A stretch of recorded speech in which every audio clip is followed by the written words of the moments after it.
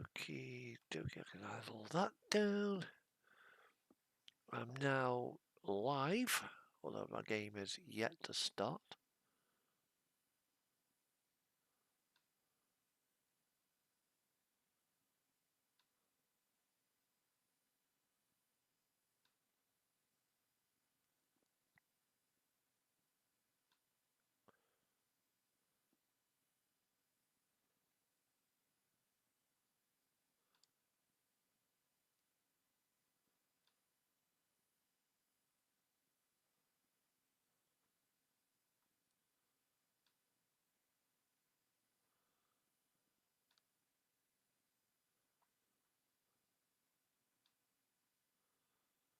Right, okay, that is showing us that.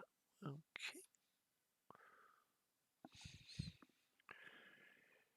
So now I can go to there, click on the multiplayer icon and get streaming.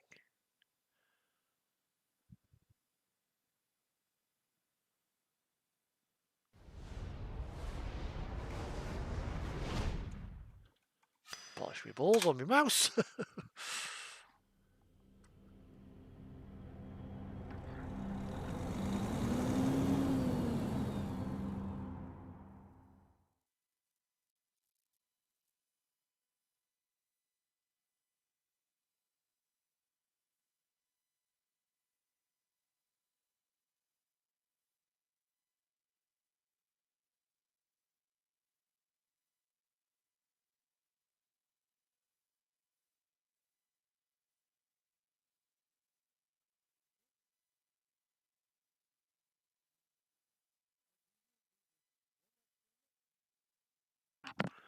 As usual, we go to Pro Mods.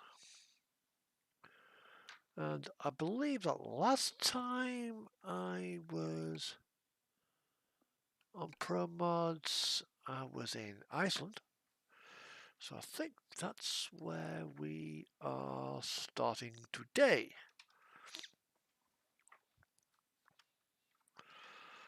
Now, over in China, you've got the Olympic Games, so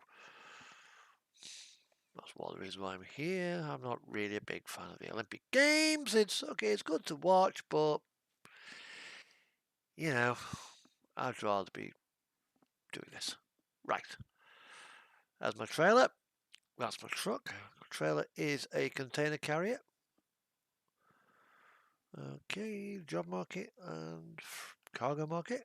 Let's see what there is. Yes, I am in Reykjavik. Now, I can do a few short runs. There's Keflavik, that's sort of there. That takes us down past the Reykjanes Peninsula. Or we can go to there. We can go to there. There seems to be quite a lot of deliveries around this part of Iceland. Yeah. And or we can go to the Torshavn in the Faroes. Hello, cats. How are you? How are you? Right, we are going to be going to Torshavn, I think, because literally Reykjavik, Reykjavik, Reykjavik, Reykjavik, Reykjavik. Reykjavik, Reykjavik, Reykjavik, Reykjavik, Reykjavik. That's 1, 2, 3, 4. That's 10 so far for Reykjavik. 12 for Reykjavik. Then Selfoss, which is a suburb of Reykjavik.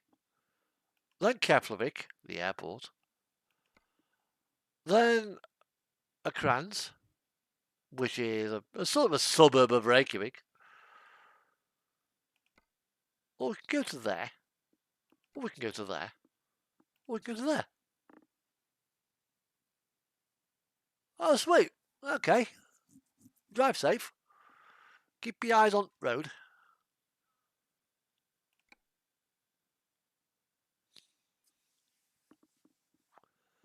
I'm not logging in to do any moderator work this evening. I want a just nice, steady drive and chill. So, let ghost mode expire. Let everybody load in. However I can.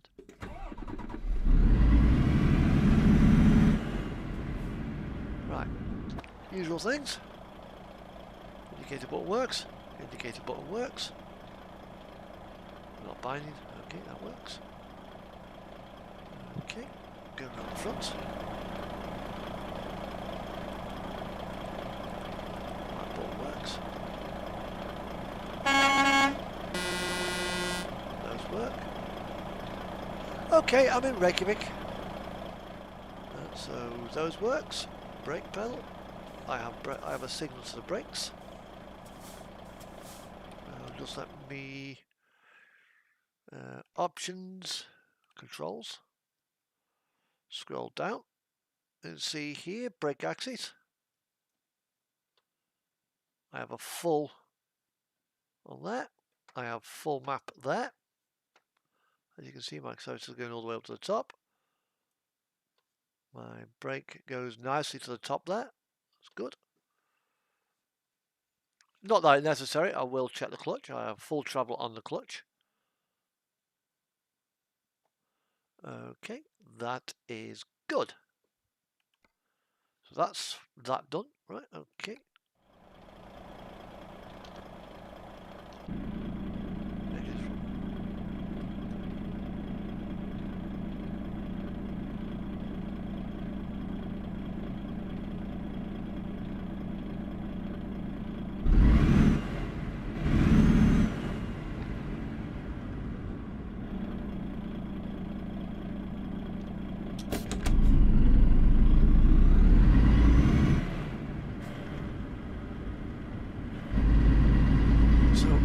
Everything is working. Okay, I'm just now gonna have a look to see where that job was. Job market, cargo market. Where's the one that went to? Oh, it's actually at Norskens. It's actually at Norskens. Lo and behold, I'm actually at Norskens. Hey. Brake check. Brake checks well. Yep. So my gaming equipment, because it has been stood idle for a couple of days, is working properly, is working as intended. So it has passed the pre-trip inspection.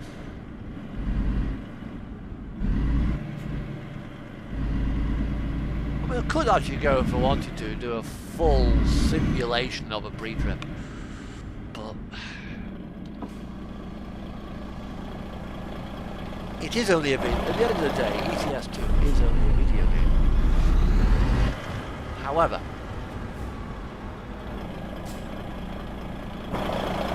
it's one of those video games where what you do has a direct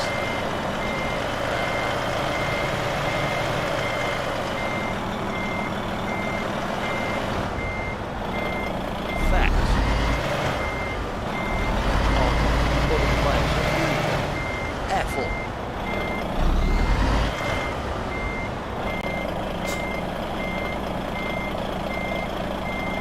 I'm the cat man.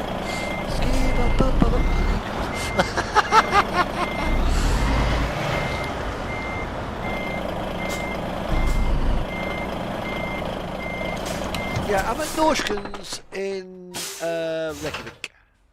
So what I will do, I will pull. I've got a Costco box. Was it a CMA CGM? I don't know.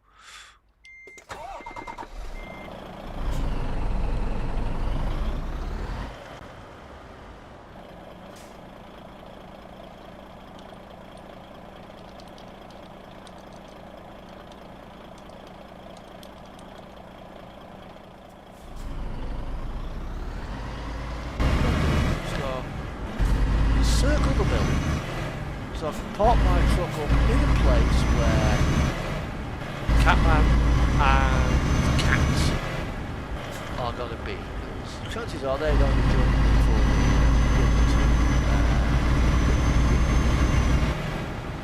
the fair ones.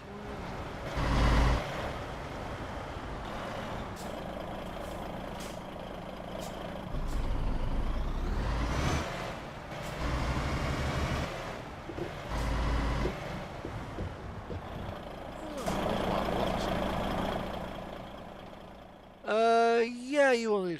Ah, that's what it. That's what it is.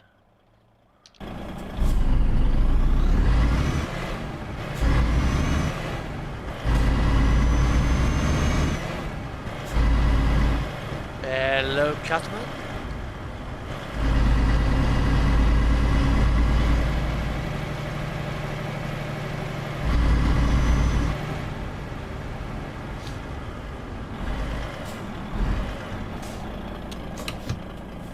Yeah, I'll just park up opposite the bay so you can get your load.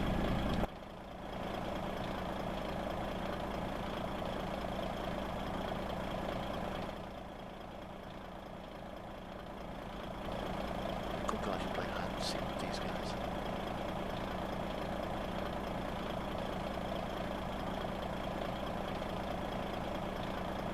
That looks like a chatbot.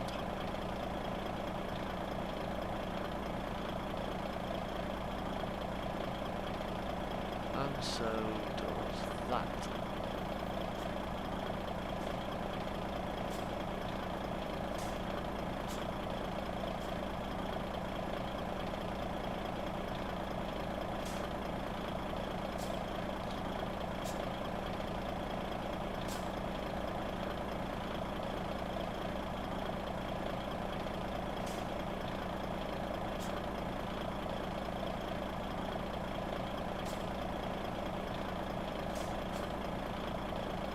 Yep. That's a chatbot. You ready? Okay, let's rock and roll.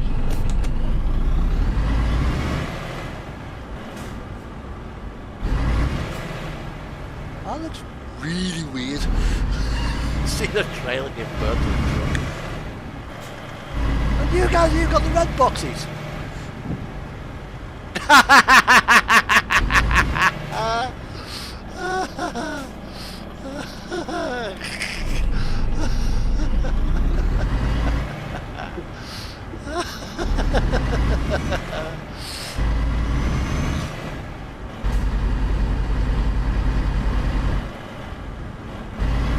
You know that guys need the tab. Just causing trouble. He ain't got enough letters.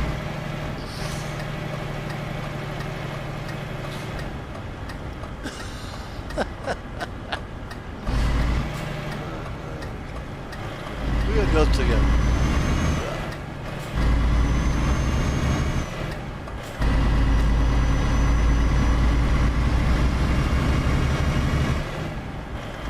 So we are now heading to the Faroe Islands. We'll be taking the south coast road. There's two little volcanoes over there. Yeah, this is Iceland, a country that is volcanically active. There's close to over 100 volcanoes of some age, many of which are still active. Fagradsfjall, which is still active, no longer erupting. The eruption ended about 3 months ago. Katla, Hekla, Krafla, Ifim. Yeah, that one. Are some of the main ones. Grimsvotn had a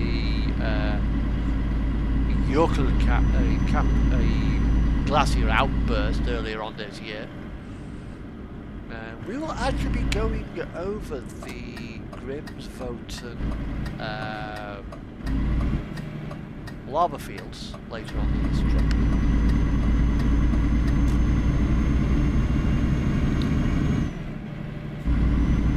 But Iceland is where it is because of the Mid-Atlantic Ridge. There is a hot spot under the centre of the North Atlantic, and magma is pushing its way through. About 1 billion years ago it broke to the surface, but just carried on erupting. Eventually it kind of settled down and gave us the lovely land that we've now got. And back in medieval times, maybe a bit further. Actually, yeah, a bit before medieval times, 1,000 years ago. It was founded by the Vikings. They left Norway or Sweden or wherever the Vikings come from, and they found this place. They settled and landed on Reykjavik, and they made that capital. Unfortunately, Reykjavik actually sits on a lava field.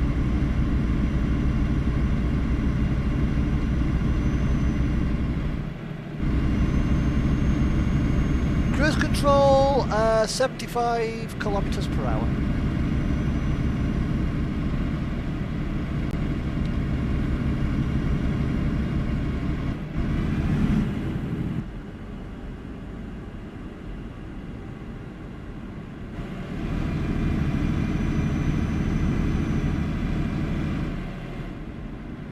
Much of the geology of Iceland, from what I can gather reading various sources, is mainly basalt granite.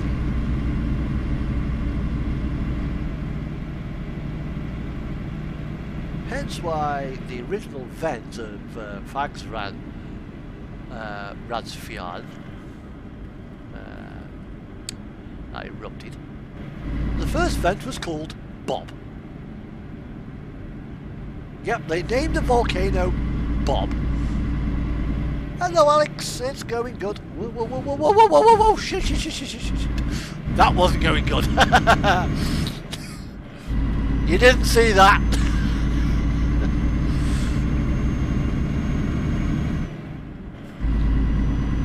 It's going good. I nearly ditched my load there.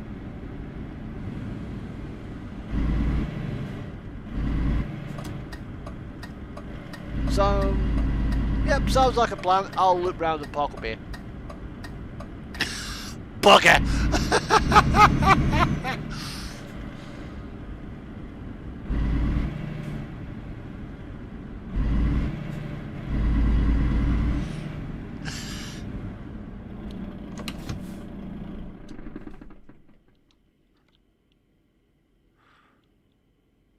Yeah, it was a bit of an oopsie-daisy moment.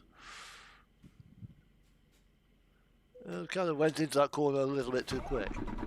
Well, no, I'm done.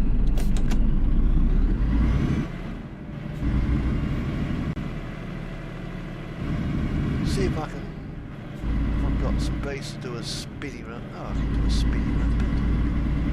Can I get round the back of this place? Yes, I can. Not so much an epic spinny, but a drive around the back of the building.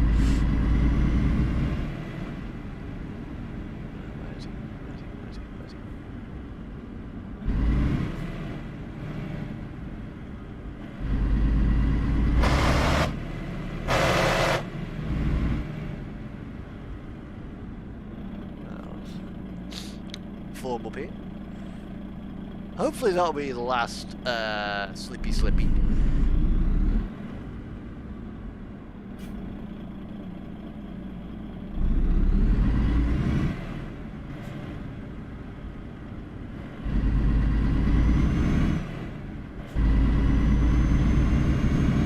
Okay, let's go.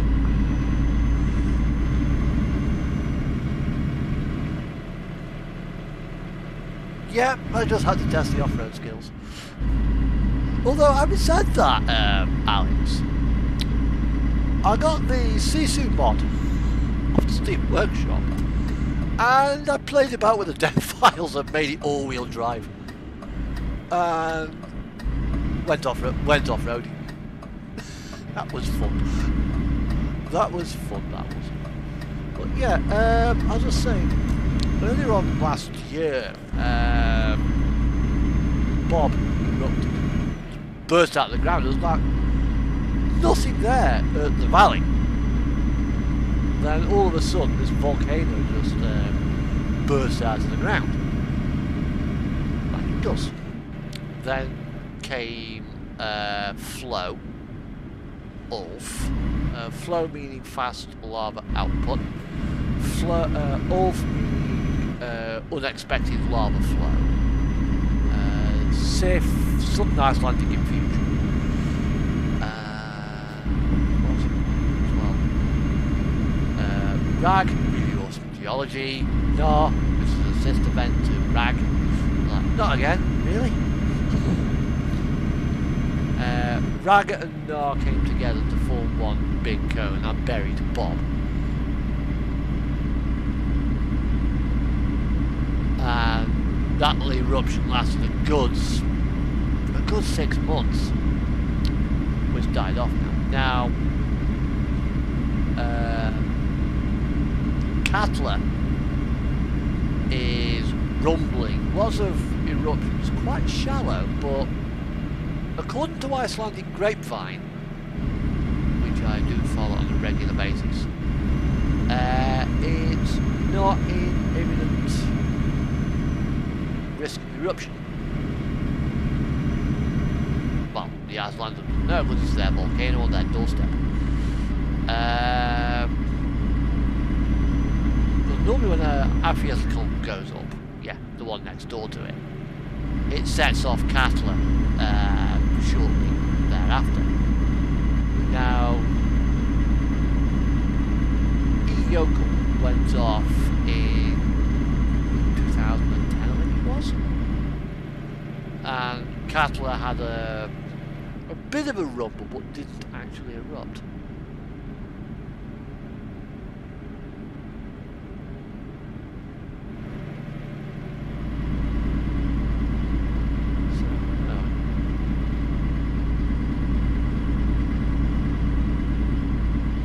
Now travelling down to,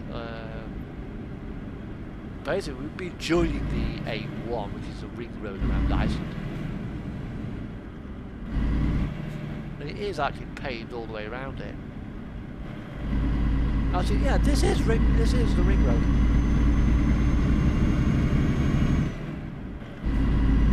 And if you are actually interested in Iceland, on the Reykjavik Grapevine YouTube channel, you've got there's a guy called Matthew Roby, who's he's a study, he's a fellow, I think, called. He's an academic anyway, and he studied the sagas of Iceland. It's actually worth watching. I mean, I would possibly have it on in the background on this channel, but it's not my content, and I've not really got a license to use it, and I think the Reykjavik Grapevine probably would to have if I can borrow their audio.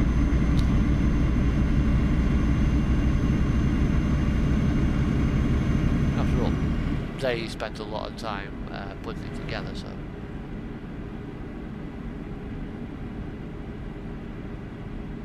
About 85.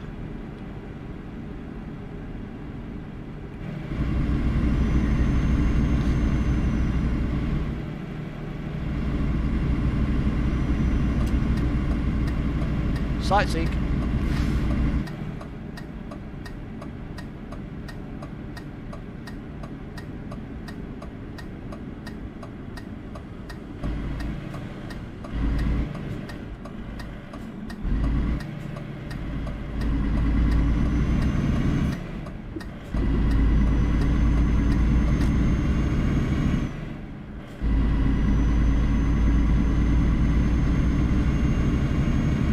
This is the Sellenfoss Falls, and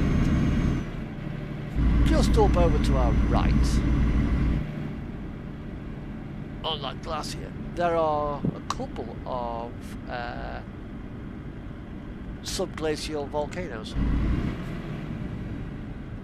Wherever you go, come along here.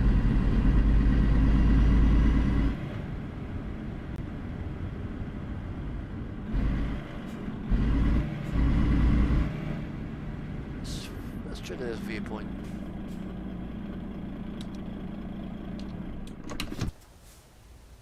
So here we are, we've got the Sellenfoss Falls.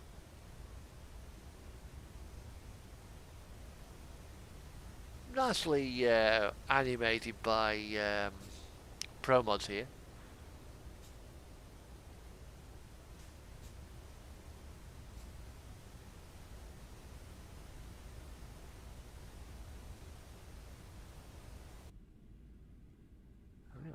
Now if we go up, you don't actually see a great deal, but up there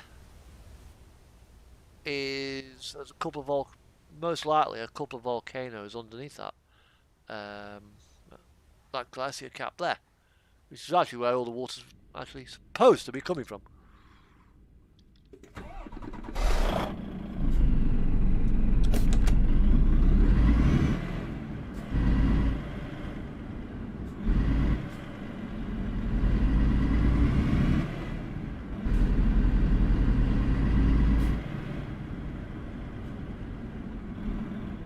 Catman, put your diff locks on, buddy. You'll get up there.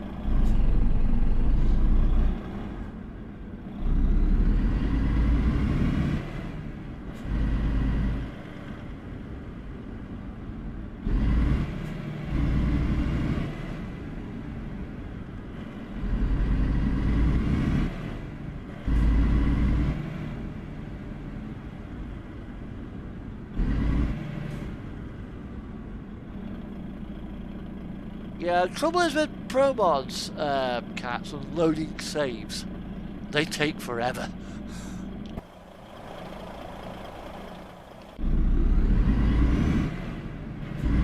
I mean, I was on last night and I went to, I was looking about with a couple of settings last night, and I loaded an autosave. It took 15 minutes to load.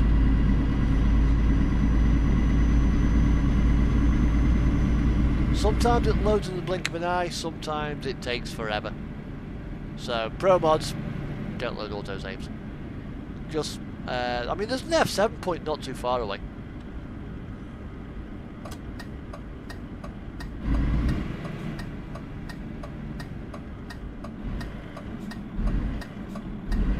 Double check, was it coming down there? Was it coming down there? We are good to go. I can get down here.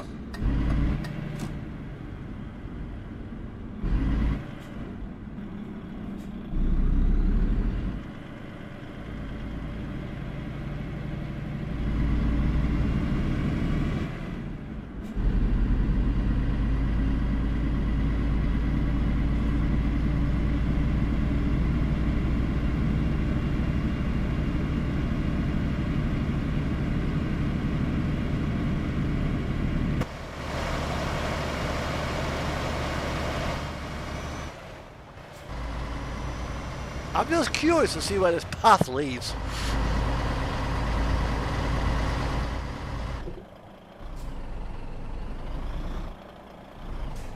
No, I've got those turned off. Apparently it didn't lead very far.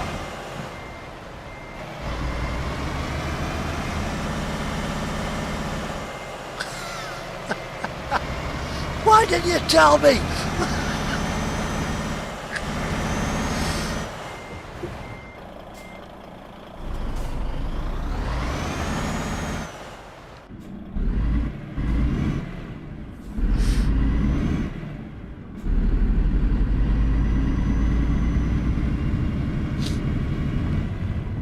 Typical.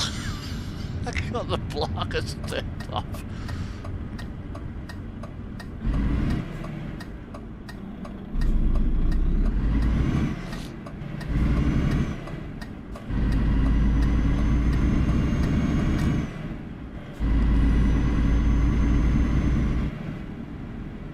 You could have told me, cat.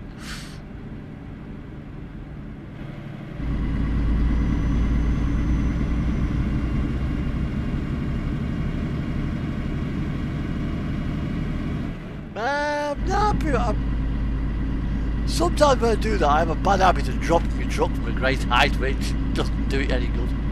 I'd rather drive.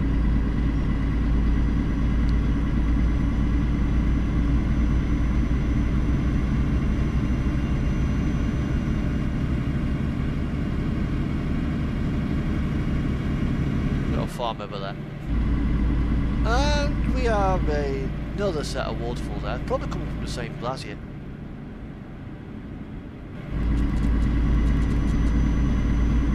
Come on, in you come, Teddy Berry, in you come.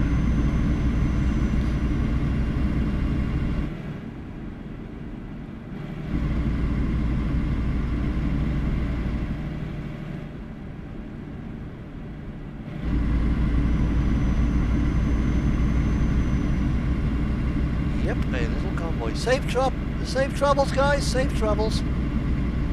Good fart.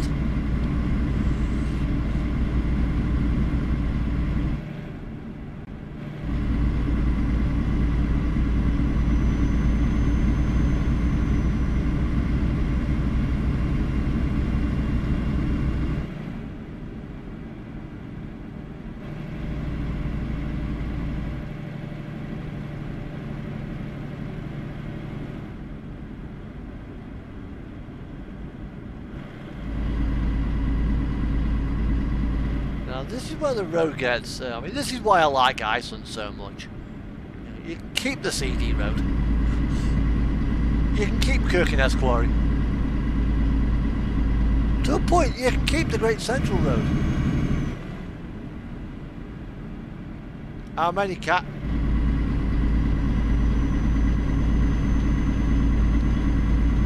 Yeah, no problem, I'll pull over in a second. Convoy, convoy, convoy, we will pull over shortly on these bends.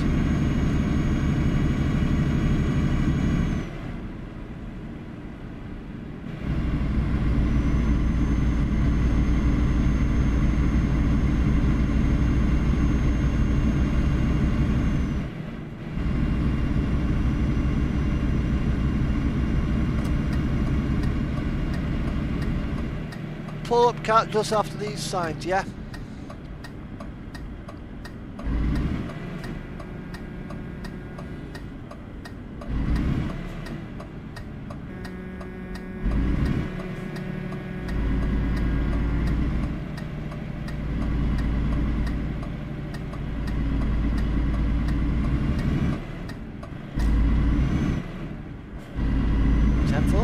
Have a safe trip, convoy, have a safe trip. Not that they can probably hear us.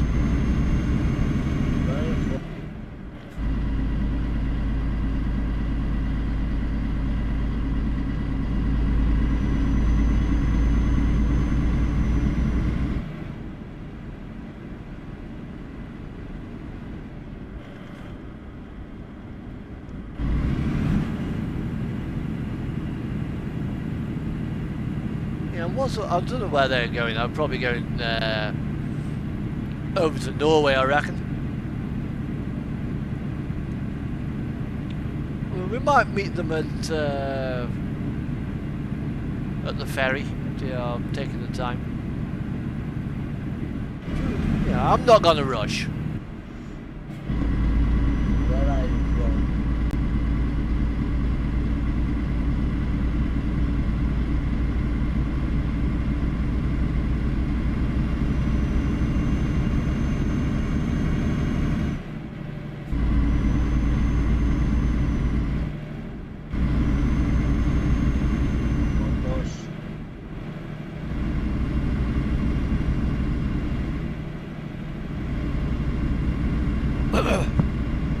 I can't hear what the hell he's saying.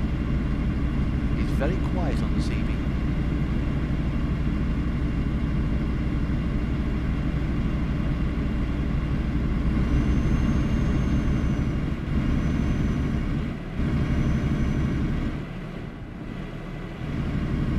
Now that was Vic, and over here I think is the down there somewhere. I think we've got a runway just down here off to our right. Over there is a, beyond those hills in the horizon, in the real Iceland, not the virtual one that we're driving down, is another volcanic system.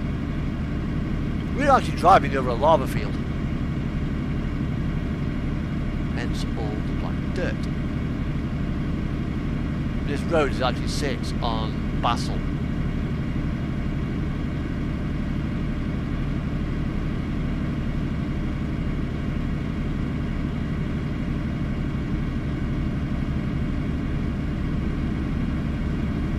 Now you've got the more lava, more ruddy lavas down over on the Reykjanes Peninsula, but in 2010 when yeah, you have, yes. Oh yes, I do.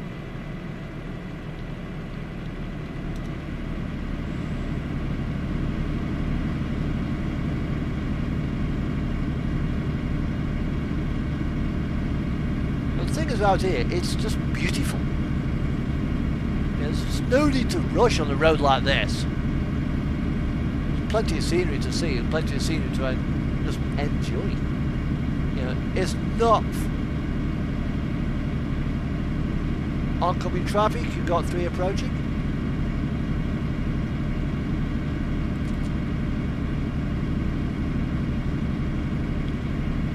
Safe travels.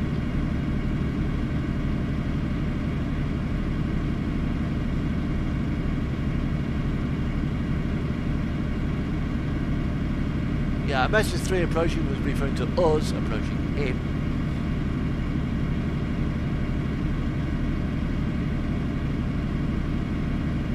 And here we are in 14th gear. You know, I've got 2 more gears I can stick in, so let's just go to neutral and kick it down. Probably.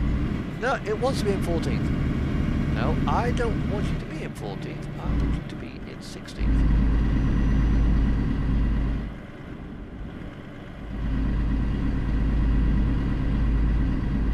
Now think about, I'll have to have a look on what this road is actually like in this section on Google Earth or Google Maps. I actually have a funny feeling, is it actually this flat? And if you go put a boat in the water and you go down that way, so that is south, I think. Yeah, that is straight south. The next piece of land that you will see is Antarctica.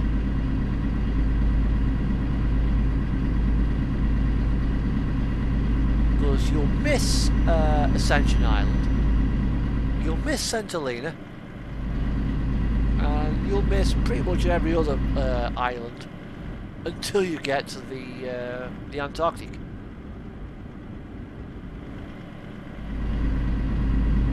Ascension Island's a little bit further off. It's not in a, don't think it's in a direct line straight south of Iceland. It's off to the side somewhere. So you probably have to sail at about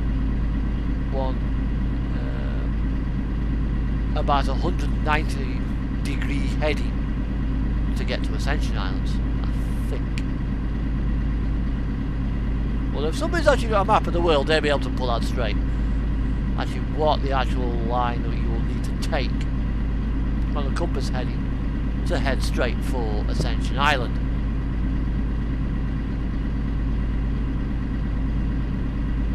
Yeah, that's because it's a lava field.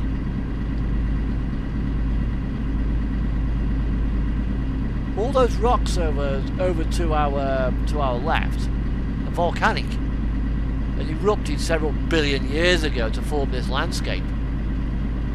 And obviously with tidal erosion, it just flattened it.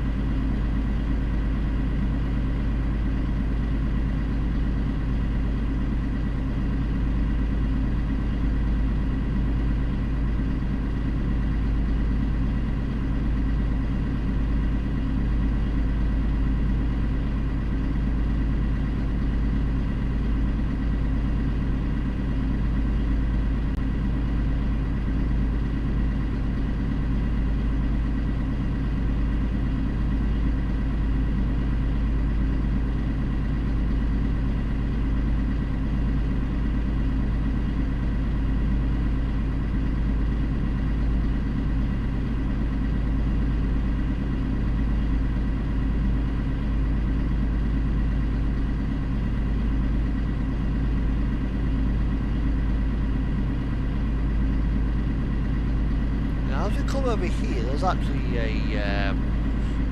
there's a runway where you can go off, and it's actually a real place, and you can see volcanoes fly out. They actually take out the flyovers of some of the volcanic peaks that are in this country. So if you've got the end of the runway here.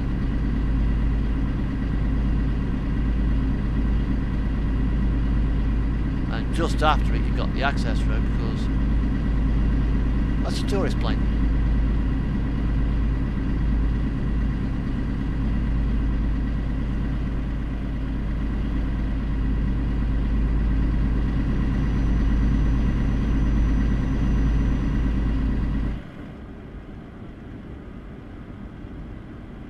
Another one of these short bridges over a glacial river.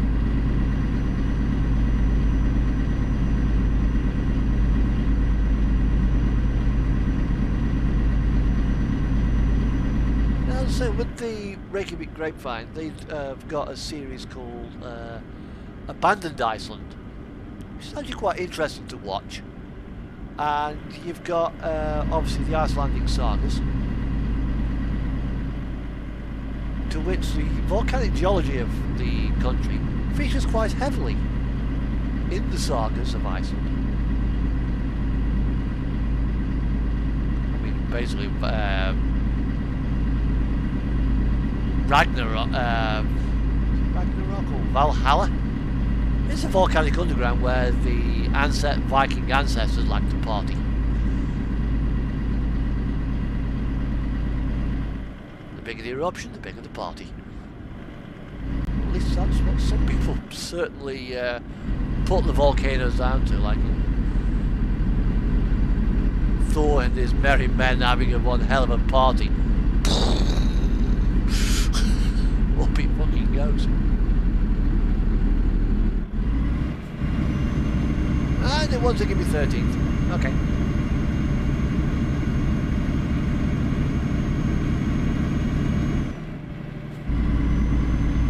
Now we get into some of the more interesting geology of Iceland. It's not quite so flat round.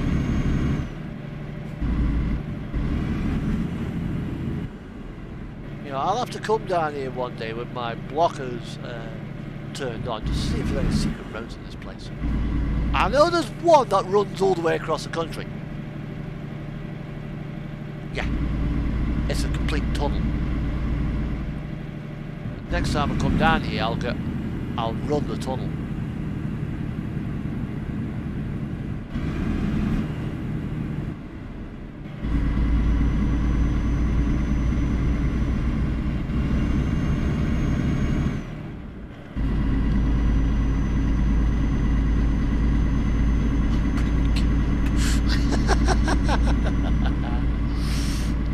Okay, cat.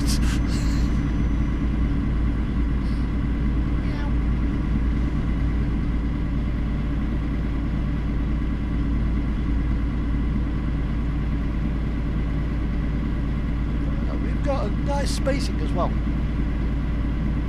About 100 meters between us.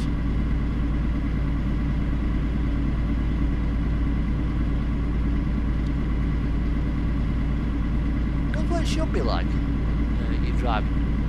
Don't ride people's back doors. Never ends well.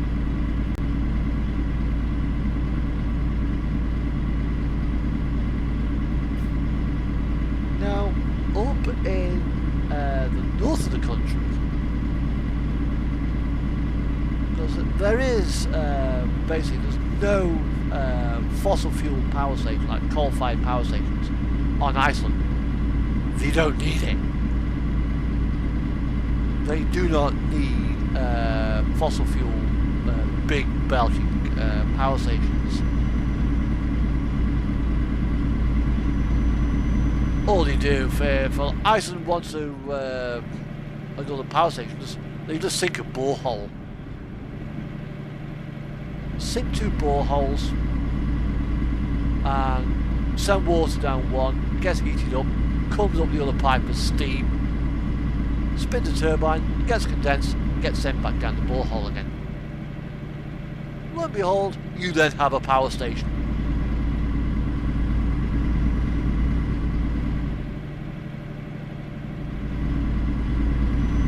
I think those guys there have just done the Great Central Route.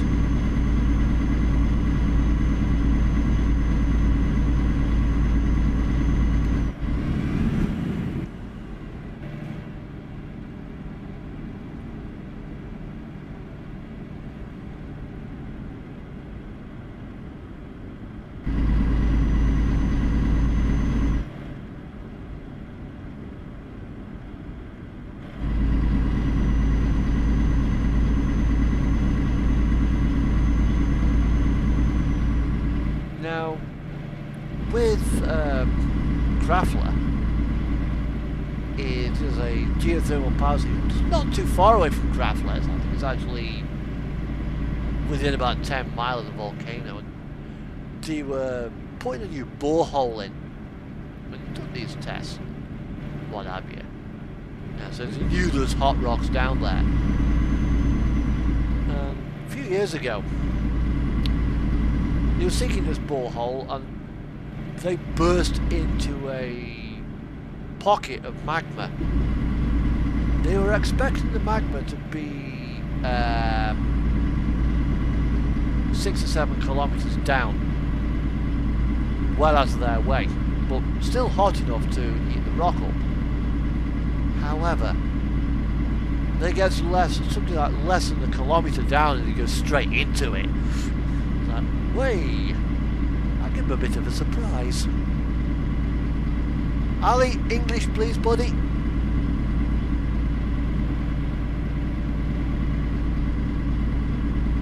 English only, thank you.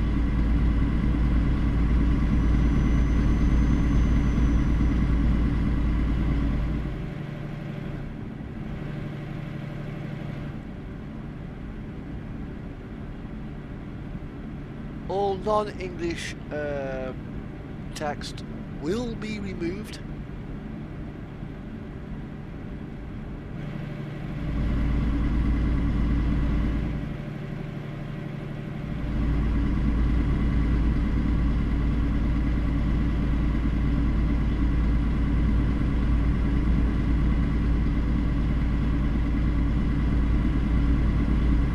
Second non-English text will be a timeout, then it will be a ban. Please, use English. It's an English channel. I'm English. Yeah. My viewers are mainly English. Or certainly English speaking. Sorry, buddy.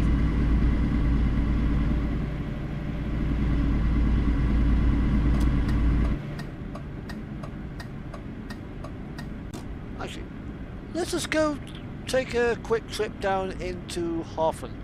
There's something I want to try and find.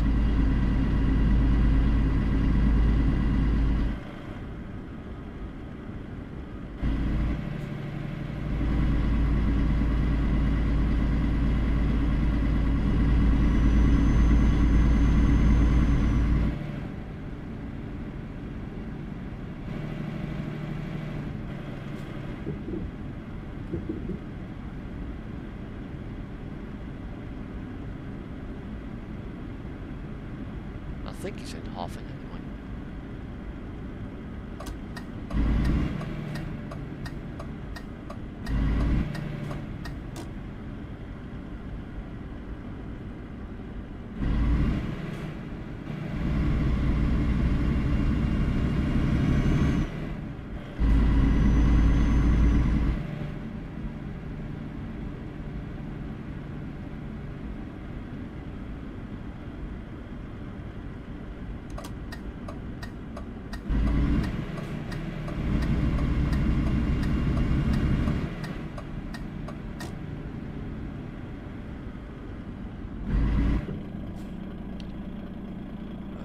There's a collision rule there.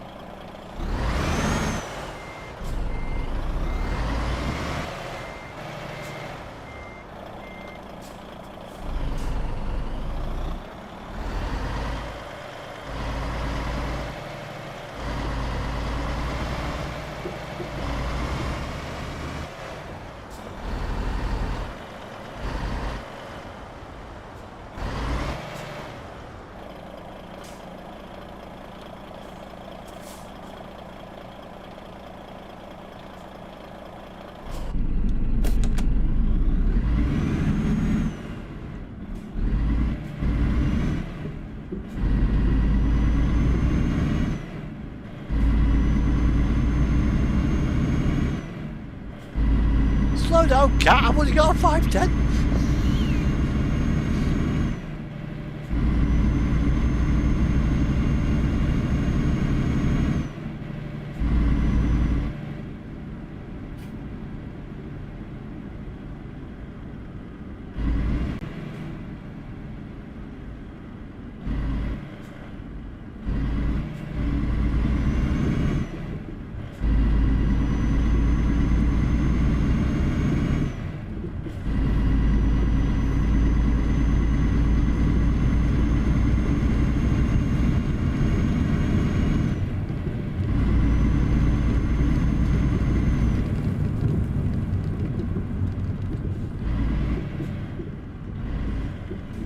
Yep, that's what I was after. I found it.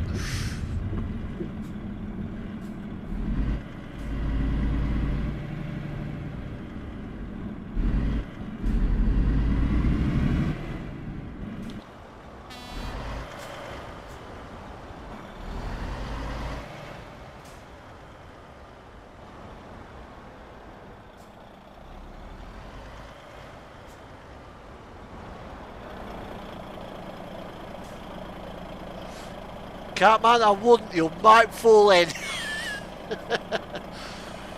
You get so far, all of a sudden you just fall through the map. I wouldn't. Not with a load.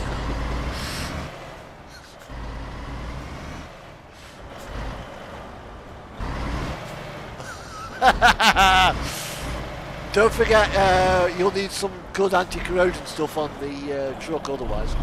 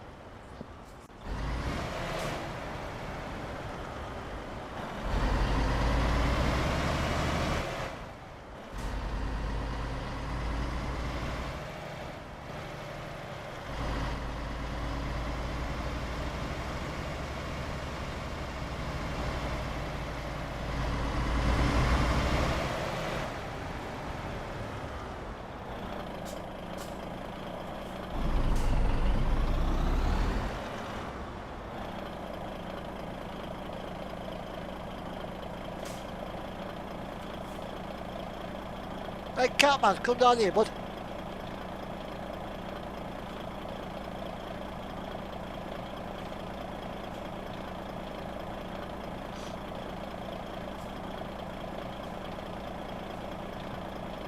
Cats, come here, buddy. Grab some screenshots while we're here on the beach.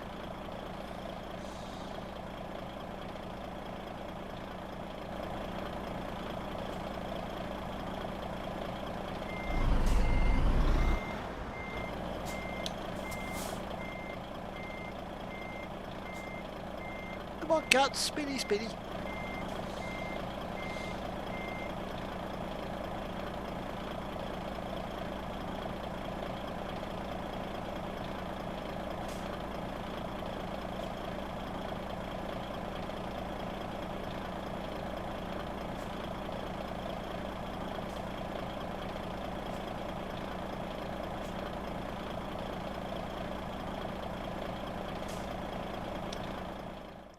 Give this to Photo Studio.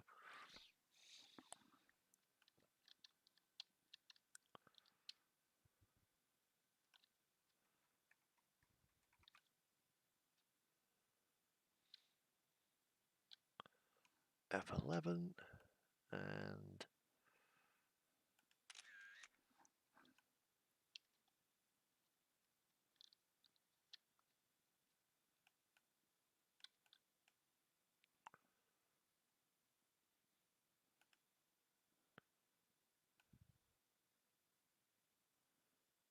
that's about that, I reckon. Right, I'm going to grab a cup of coffee whilst you guys take your photos, and then I will be back shortly. about 5 minutes or so, I think. Make sure I don't get kicked for inactivity. Right, I've just reset the timer. I will be back in a moment. And hopefully I won't get kicked for lack of activity, so I'll probably have to come back down. I'll go back down, grab your coffee, grab your cup, come back up, hit a button, go back down, make the sea. Back in a minute. Coffee is important in this stream. It keeps me going.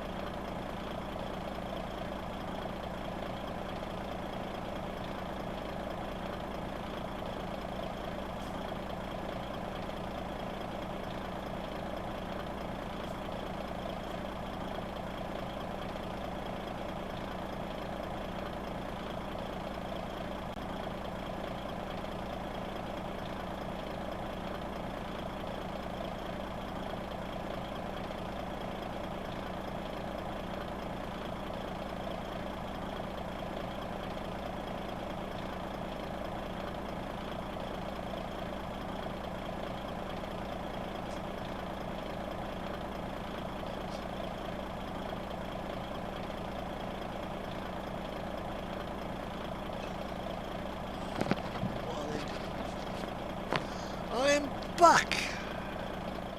Ice skating? What are you guys doing?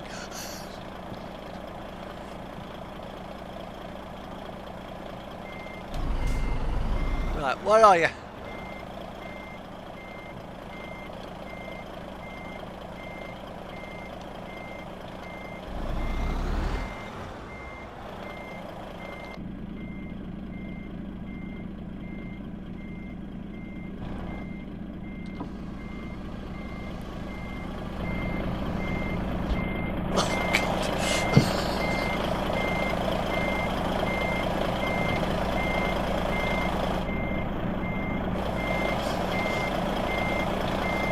I wouldn't go too far out because you don't know where the road surface is, but I can see where you are.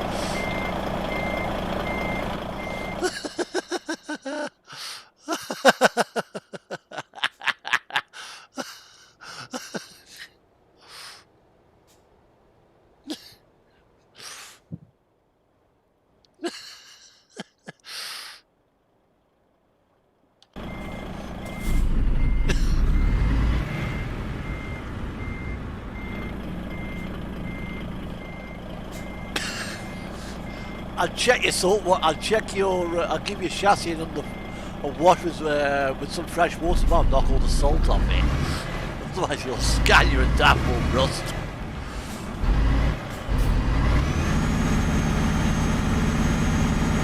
Aye, aye.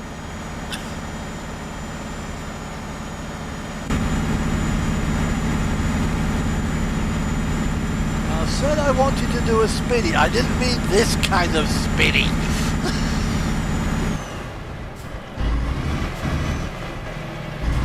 Somewhere there is grip, but just not under my tyres.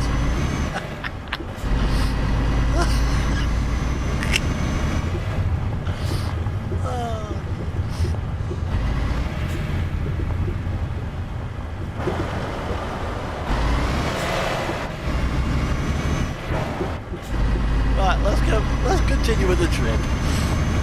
Let's get to the Faroe Islands. After all, we've got 20 hours to do the trip. But yeah, that beach was what I was actually coming down here for. Right, on the roads now, so rules apply.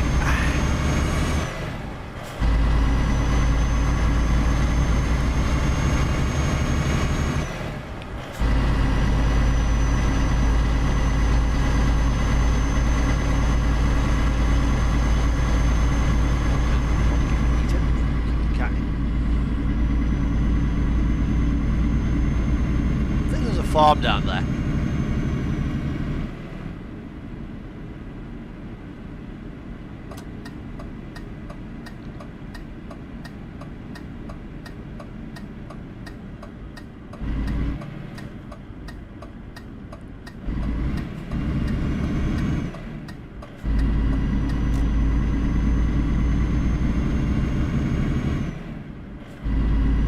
Right.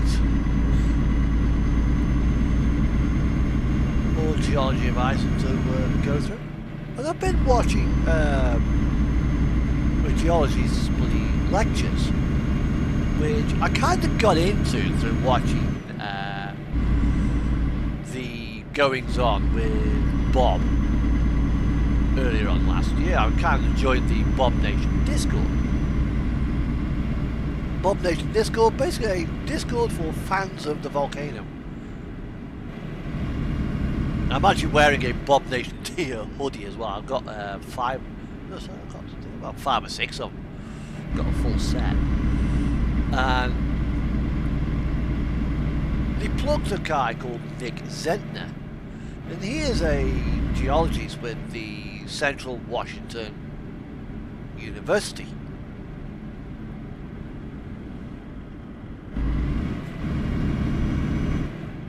That was a no passing zone there.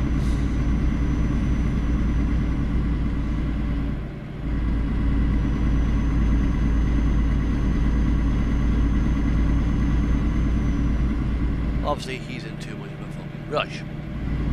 But never mind.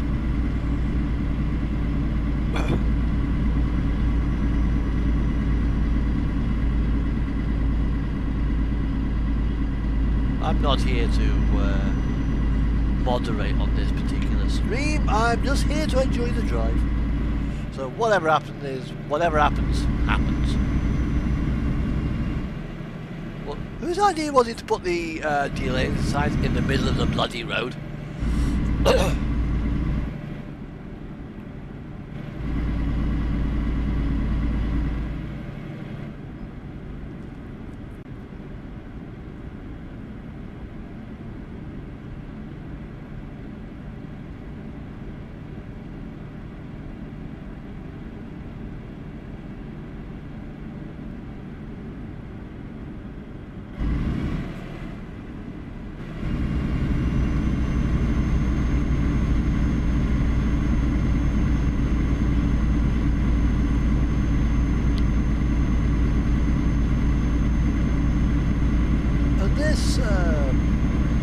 tracking series he's got going is actually quite interesting. I never thought it would be as interesting as what it is until I actually started watching. So if you actually go to his YouTube channel, Nick Zentner, ZENTNER, I think it is, Zentner. He's got lectures on twice a week, which are worth watching. But he's also as well got a channel with the Central Washington University, worth watching. And after this stream is finished, I will, if I remember, I'll put links in the description below actually. I really should do that, put links to various other channels in my YouTube channel. You never know where my viewers might decide to go.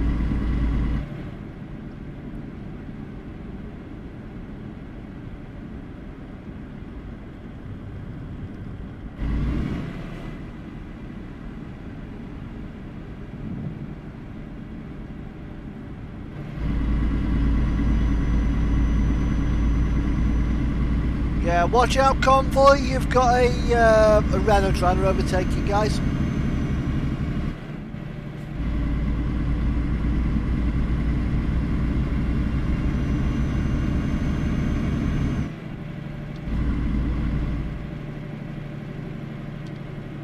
Have a safe trip, BTS. Have a safe trip.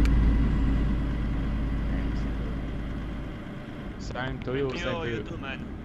Yeah, thanks, buddy.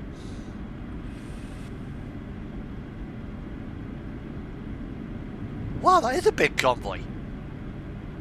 How many of you are running in convoy? That's quite a big one.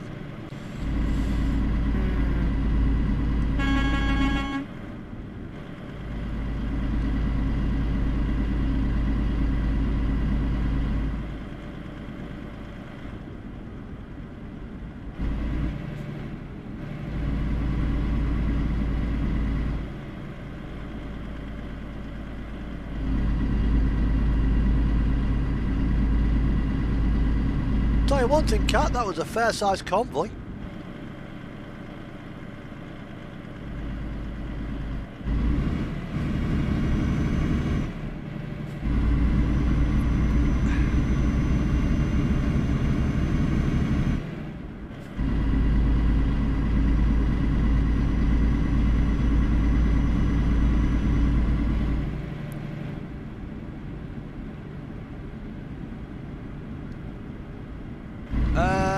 Last convoy I did, Cats, 2021 sometime. Might have been 2020.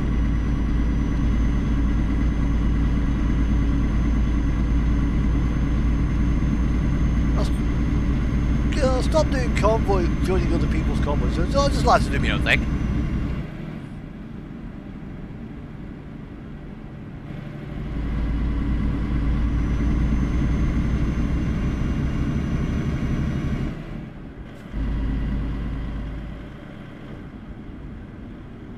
Now, the first time I actually came down this road, it was gravel. And this is a few updates ago before they actually obviously repaved this road. And I've got my T20 now, I'm coming down this road and it hits the gravel. I mean, bloody... Yeah, I might do. Hits the bloody gravel, I mean, steering... shaking. That's one of the reasons why I actually got a trackball, because the feedback from my wheel was vibrating the mouse so much, my viewpoint was moving. And one minute I'm looking up there, next minute I'm looking up there somewhere, all because of bloody vibration on the mouse moving across the table. Okay, let's get a trackball, I think.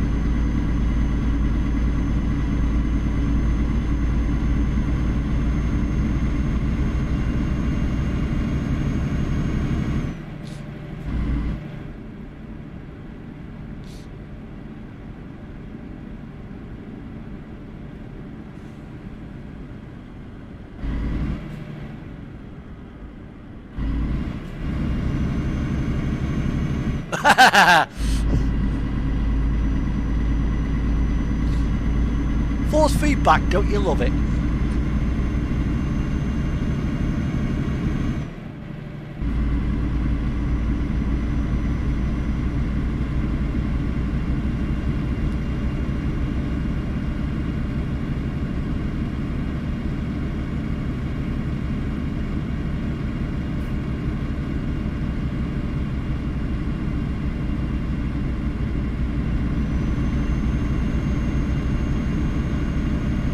If you're interested, there's another viewpoint on that car park.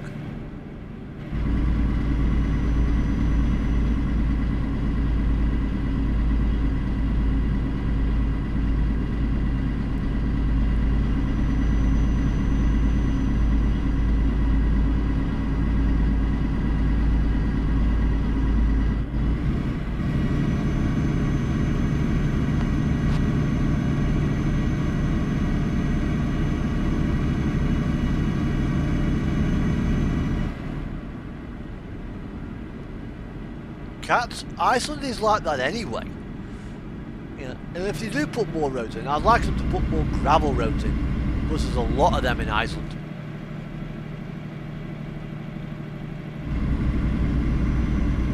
But the thing is, though, the heart of Iceland, the central plains of Iceland, they're empty anyway. Everyone lives on the edge. There's just nothing in the centre of the country. Just wild sheep, wild foxes and volcanoes. That's it.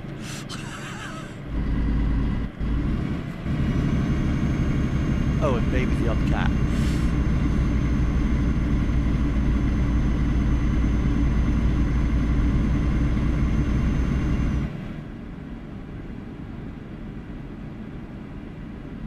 As you come up here as well, we'll slowly be getting into a bit of a icy landscape. We are now moving closer to the Arctic Circle. And Iceland, because of the way it is, where it is, there are two distinct climatic regions within the country. I mean, the south coast is very... it's a maritime climate. I wouldn't say tropical, because it's obviously very close to the Arctic. So you're not going to get a tropical climate, but it's certainly more pleasant. While the northern half of the country, especially in the winter time, is quite cold, quite frozen. And that is down to the Gulf Stream warming the southern coast of the country.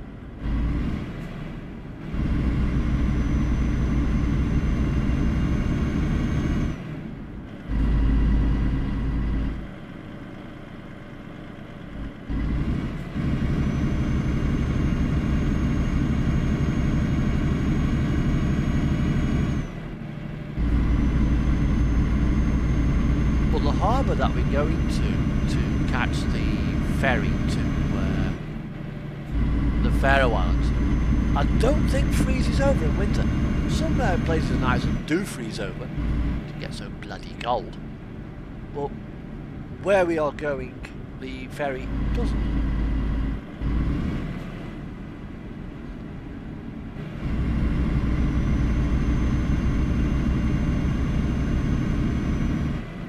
Slippy, slippy, slippy.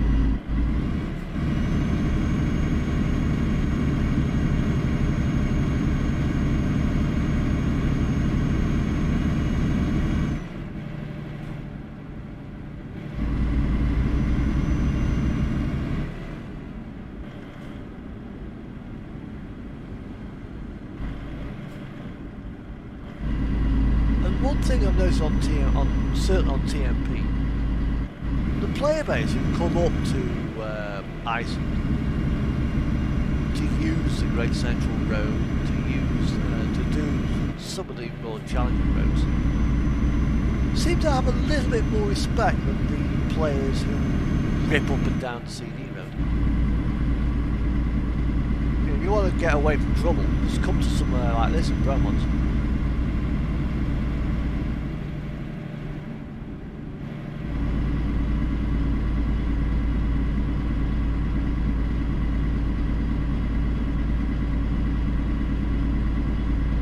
And I remember when Pro Mods first came to TMP.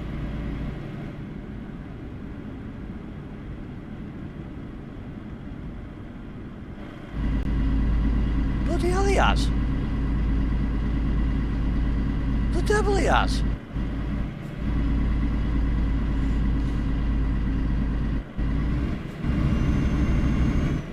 Yeah, Catman, watch this bit, it's slippy.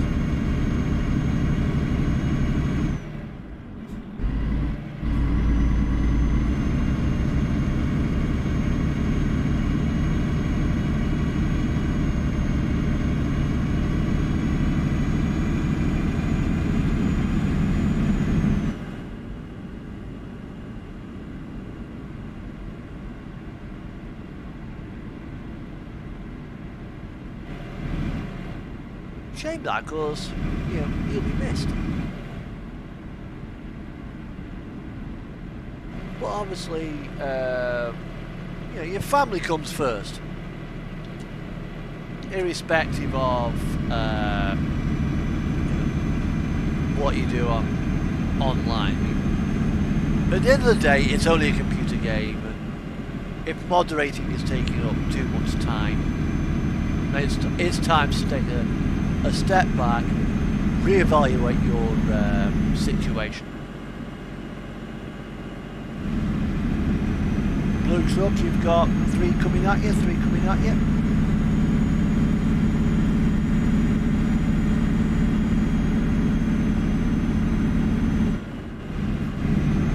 Yeah, it's time to just take a step back, reassess your situation, and reassess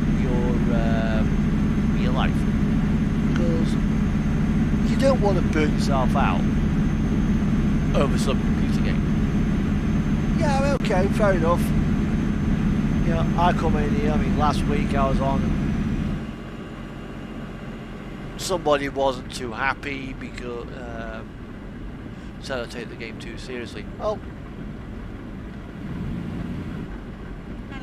slow it down, slow it down. There's no need to do 110 down here, thank you.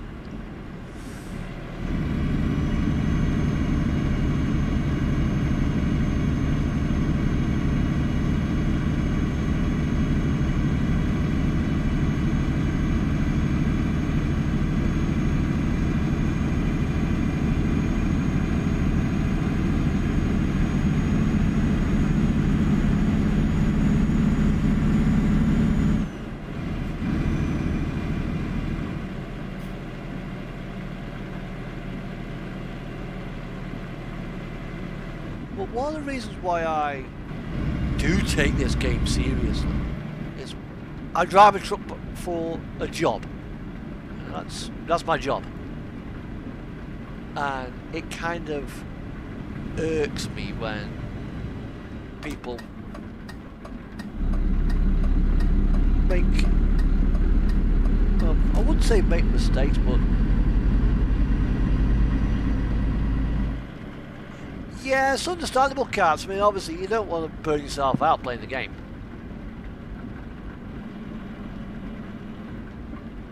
You know, sit back, chill out, enjoy yourself. I mean, the game's for me enjoying.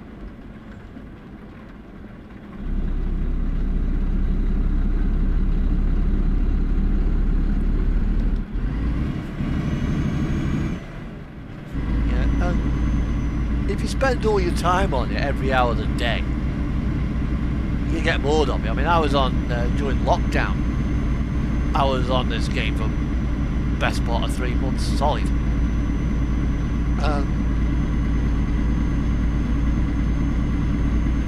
It was actually getting boring. Which is why I put Rust map on. Give myself some more content. Put Roax on. But now we're going to be getting the great steps soon off Pro Mods, which will be fun. Way, slippy, slippy, slippy.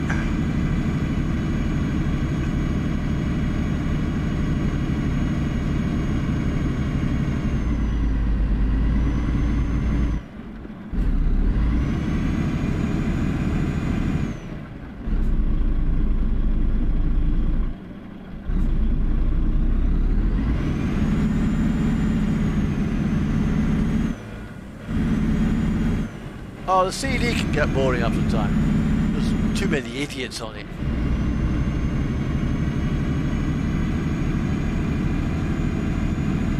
It's enough to give somebody post-traumatic stress disorder, that damn road is.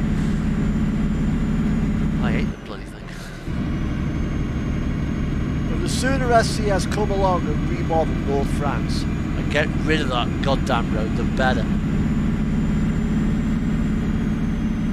Although it'll certainly piss off a few players. Like, what? No CD road? Where am I going to drive?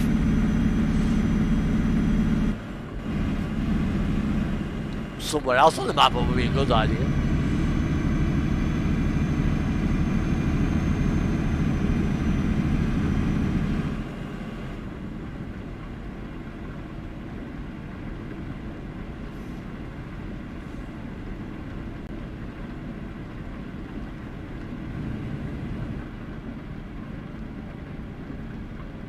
But what will actually improve this game is a change of attitudes within the player base. Hey, we have a convoy approaching.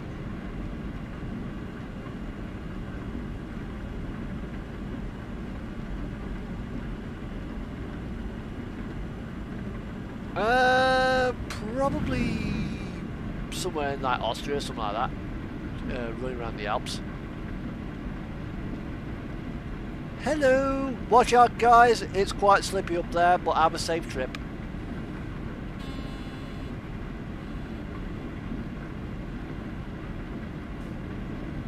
Have a safe trip guys.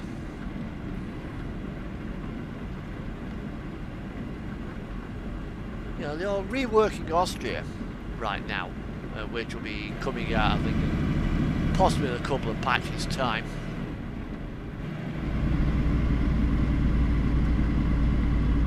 So that will probably be one of the areas that you'll go. Because the thing is with the CD road, it's I think it's probably got the right combination of straights and bends. So it's, you get like a sort of fast and flowing, and you then, because of that, you try to obviously race down there, which causes half the bloody problems.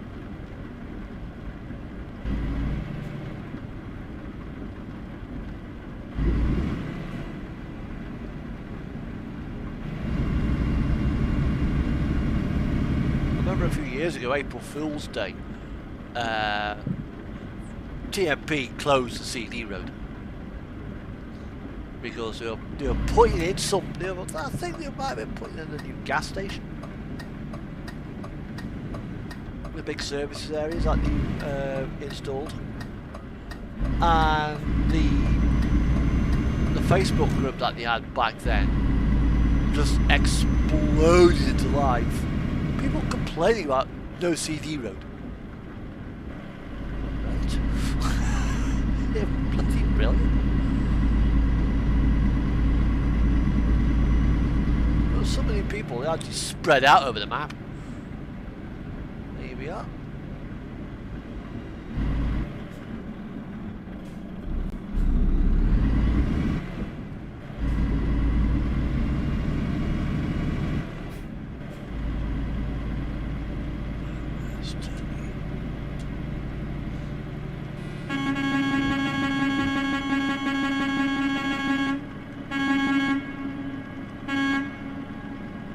Oh yeah, I was coming back from Shetland in 2019. We were on the ferry, ready to come back, and there was a cruise ship parked next to us. And there was, on the hard stand, there was some trucks with the air horns. And the cruise ship sounded its horn. Then the trucks sounded their air horns. The cruise ship returned. Fucking brilliant.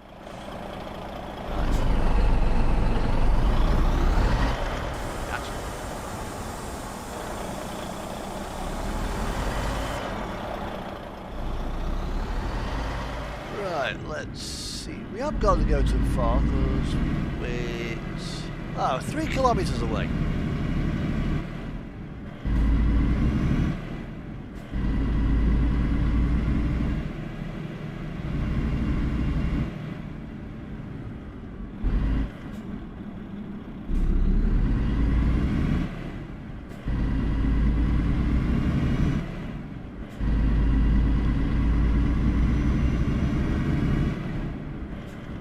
I wouldn't exactly call it a city, but it is nice.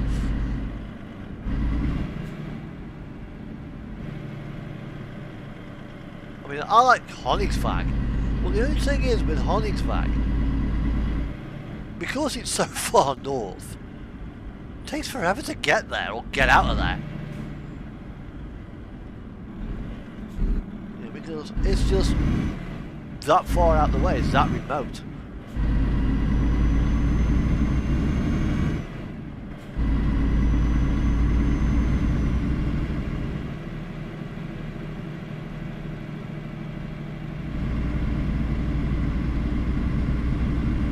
It's a typical Nordic little place, it's just beautiful.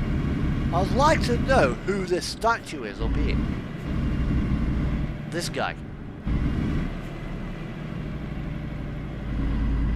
That's your homework, cats. Find out who that statue is. And let me know, either by DM in Discord or on the next YouTube stream. Find out. It's a bit interesting now.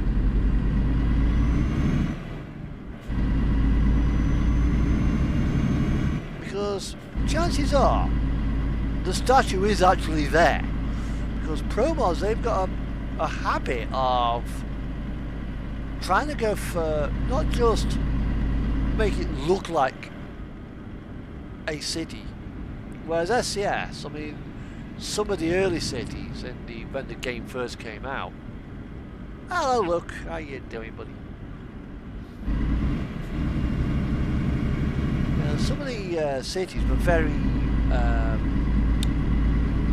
generic, let's say. While pro mods, when they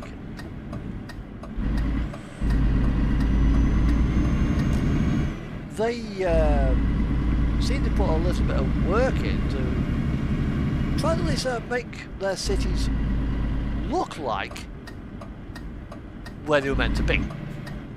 So Königsweg kind of looks like Königsweg. Tórshavn, supposed to, I presume, like Tórshavn. Reykjavik, a bit like Reykjavik.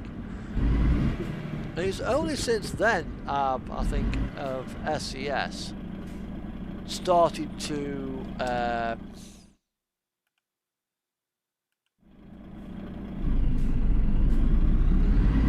up their game with regards to cities. So now Paris kind of looks like Paris and Berlin kind of looks like Berlin, whereas London just could be anywhere.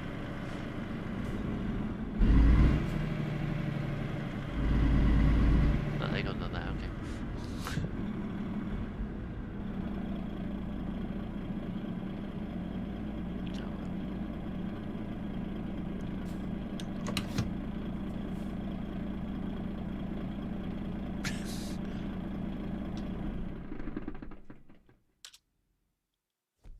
Yeah, the easiest way to get around to that one is to drive around the building. Well, okay, we have got Aalborg, Herning, Dumfries. That's down there. Helsingborg.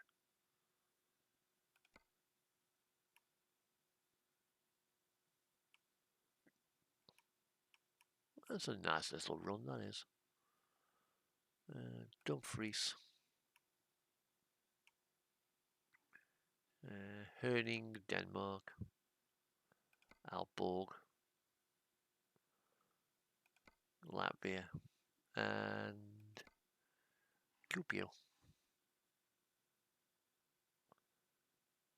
Tell you what, we're not going to go to there. We're going to go to Dumfries, I think.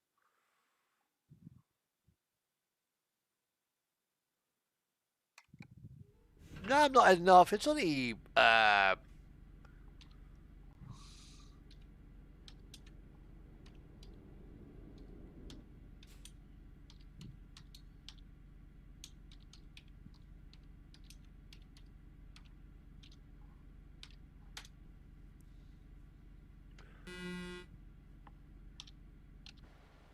got the same container as before. Going to Dumfries. Well, it's up to you. I mean, if you want to go, you know, it's up to you. I ain't holding you hostage.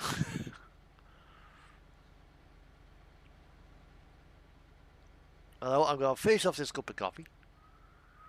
And then... Yeah, you're welcome, cats.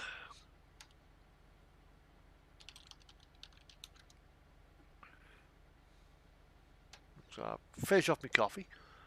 Then start the drive down to Scotland. Right, you take care. Have a safe trip.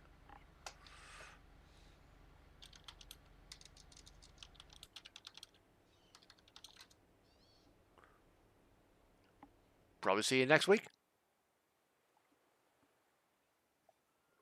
And that's it. They've gone. So, we are... My map button isn't bound, so I've got to do it a long way around. We're there, and we go on to Rusty McRustface. I mean, I could go to... take the ferry to there, drive to there, cross to there, up to there. But, nah. So I'm going to take that ferry and drive down to here. To Dumfries. There. That road's changed. So I've driven that road and that's gone now grey. They've changed that. I don't know what they've done to it, but they've certainly changed it, because why else would I have a yellow brake there? Yeah, always do have a safe stream, cat, and all being well, I will see you on Friday.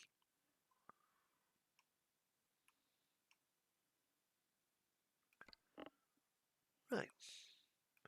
Let's go. Let's hit the road.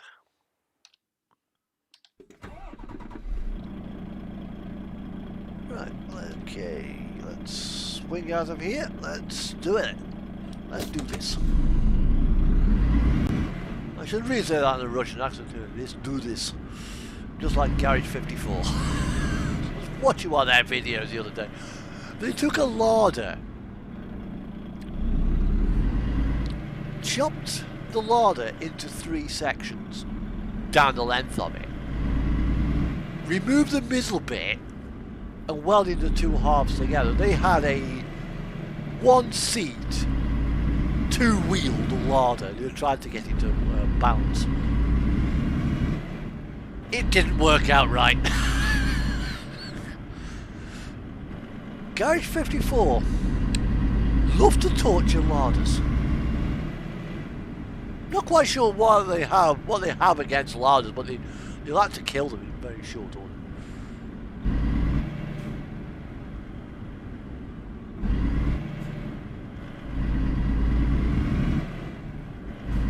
Right, here we are. Okay. There's somebody out at the ferry by the looks of it.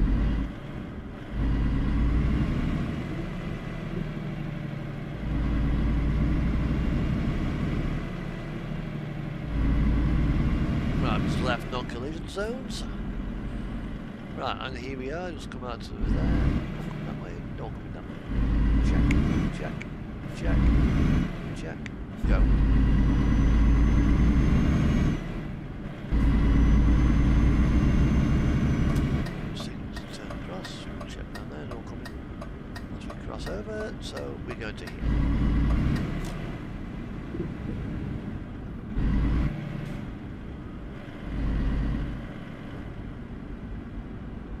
ferry, do not, if you've got a double, do not take it, because when you spawn in on the Scottish side, Donald, where's your Toulouse? Da da da da da da da da da da da da da da. Dear. Sorry, Speedy. If you open up here, your second trailer will actually be through that bulkhead, which means your truck is just like, it just goes absolutely nuts. Kind of just like rearranges itself in very short order.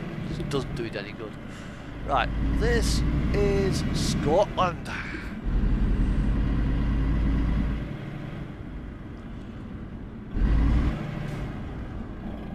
Falt Ugur Alba. I presume that's how you pronounce it. Probably totally murdered Scottish as a language. But yeah, welcome to Scotland. And basically, this will be the last leg of the trip.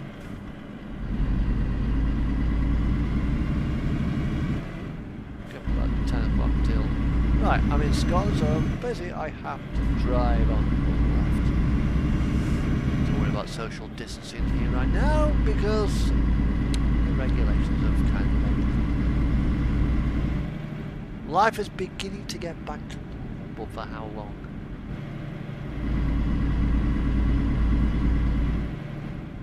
But that's another story altogether, you know, let's not dwell ourselves.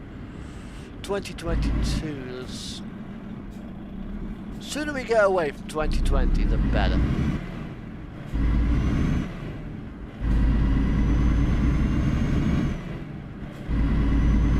Life will eventually return to normal, and people will forget about COVID-19. But it'll go down in history books at some point.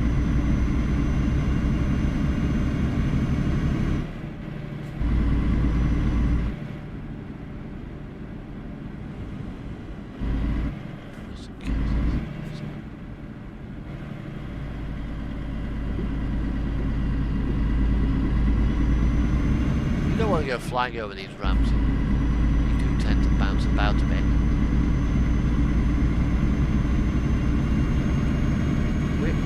I've actually been to Wick. So from where I actually live in England to Wick, it was a long drive. Especially the bloody transit van, that won't do more than bloody 70 miles an hour. With my employer at the time, the van, got the van, I think it was limited. I mean, maybe not limited, but it's, I mean, but it had a load of bloody electrical cable in there, and I think it was probably overweight. It was a 3.5 ton van. I think it was probably closer to 4 tons, but it was overweight.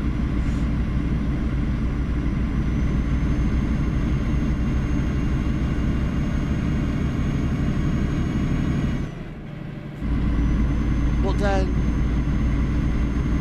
shortly after, I went up and in my car. That was in 2018. In 2019, I was back up there again. I went up in my factory boy and went up to Aberdeen.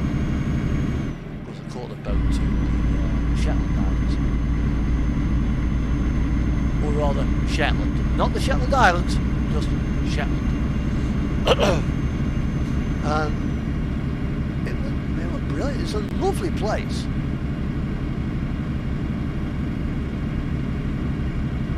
Really is beautiful. It's just unspoiled. It's about time that Probos put it in the bloody game, so I can actually have a base in Lerwick. And if you put Balta Sound in and Hunt, the little inter-island ferries,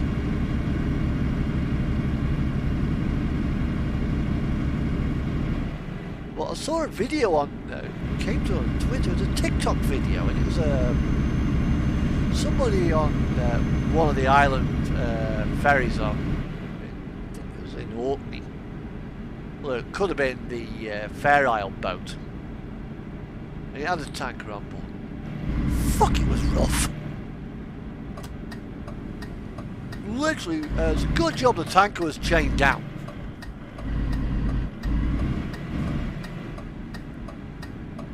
That 45 degrees one way to 45 degrees the other way. That was a one rocky ride.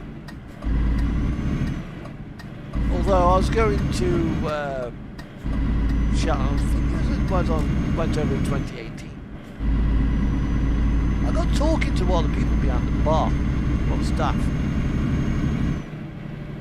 And one year it got so rough, the boat, which could carry 233 passengers and crew,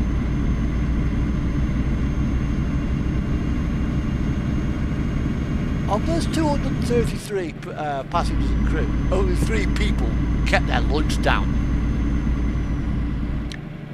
The captain was not one of those 3 people. You know it's rough when the captain is seasick. That must have been one hell of a bloody, one hell of a ride. But that's the North Sea for you.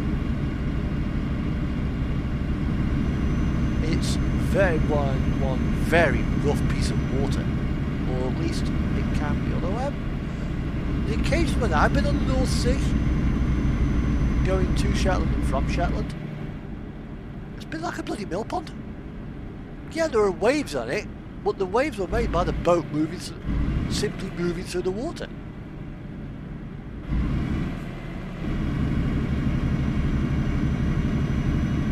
And I hope to be going again this year.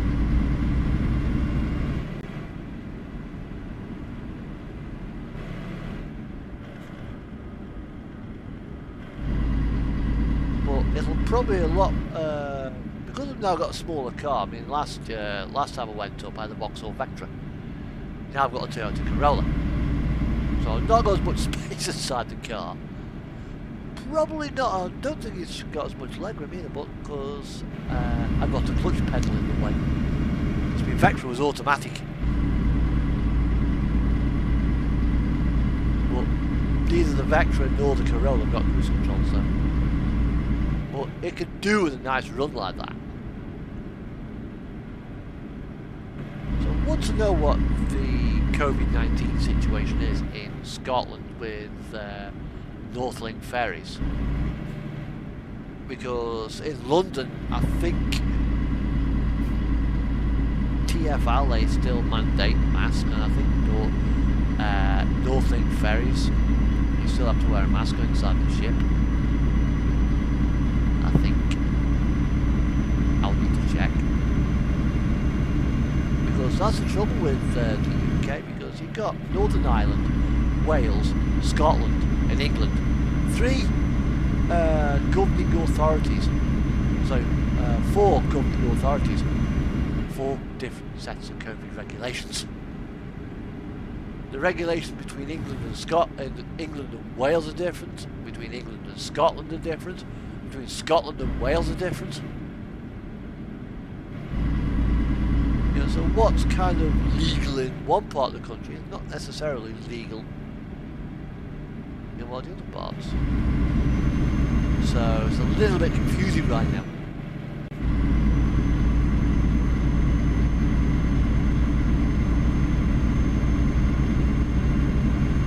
And for a while, Northlink were only permitting islanders on the boat. No, I know.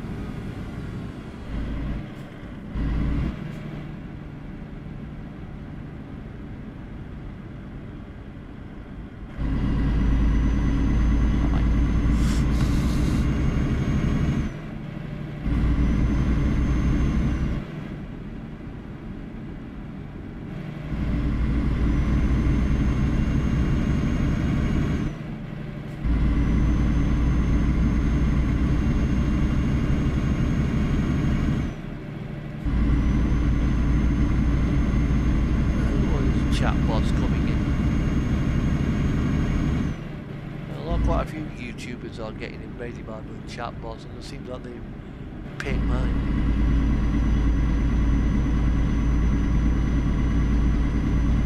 VOR.red, don't go there.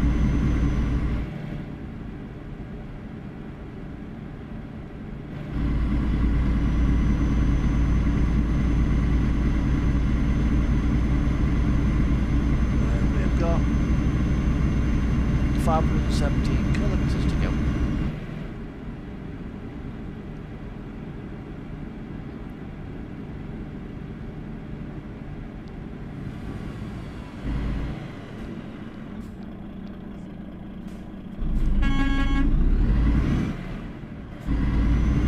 I was half expecting him to come over my lane.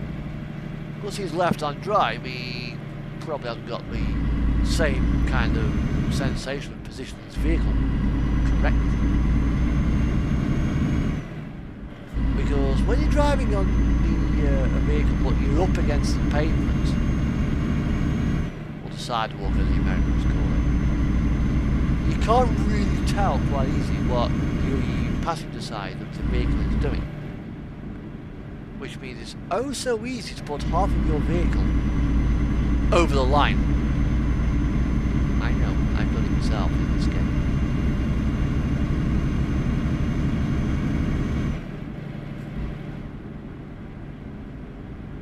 Especially if you're used to using your mirrors to sight up on the centre line of the road.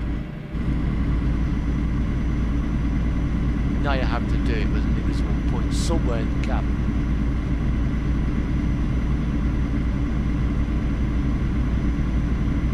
I've seen on the SCS forum, somebody is doing a DAF CF mod.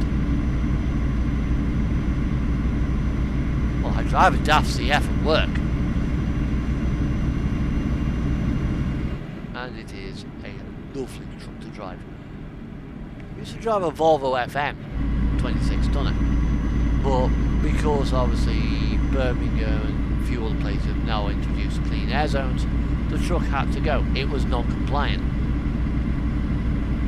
So it's now been pensioned off, and I think it's somewhere in Africa now.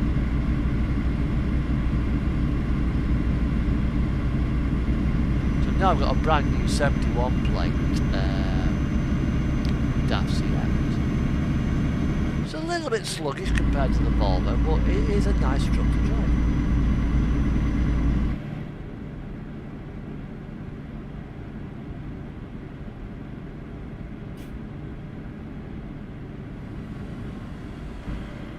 Would it be further if they give us DAF CFs, sorry, XFs? Well, you don't see many XFs rigids.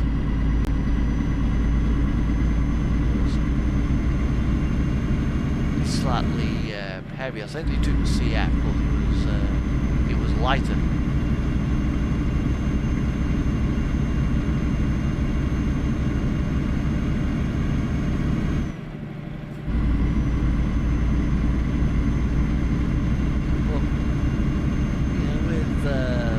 Vehicle, it was like 14'2", and it's got, I think it's a 16 pallet bed.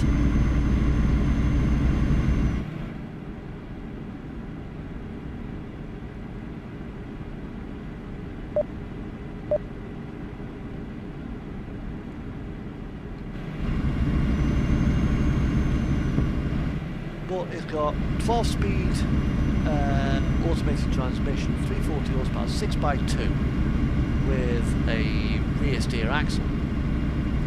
The Volvo didn't have that, it was just a fixed non-steer lift axle.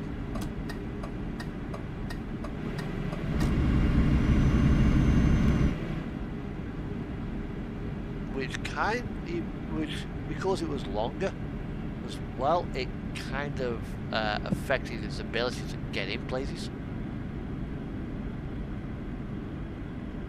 Whereas the CF, slightly shorter and with a rear steer axle as well. It's also slightly lower, not by much, still 14'2".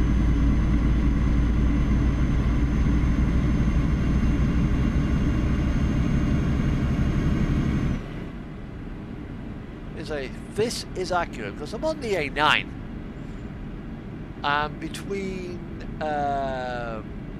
Perth, I think it is, and well, Aberdeen, that area. As you go up to Aviemore and stuff like that, you come out of Stirling going north and you've got 120 miles of average speed cameras. In some areas the road is at dual carriageway, so you can do 60 in the car. 70 in the car. Some areas you can only do 60 because it's two-lane road like this. But there's no signs to say what the speed limit actually is.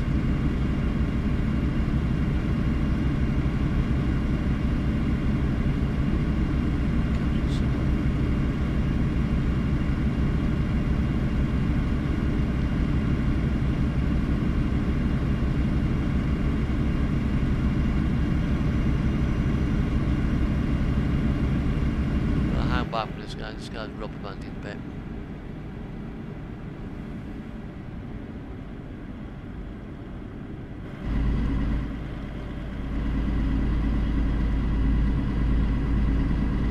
five seven five. Just be aware you are rubber banding a touch.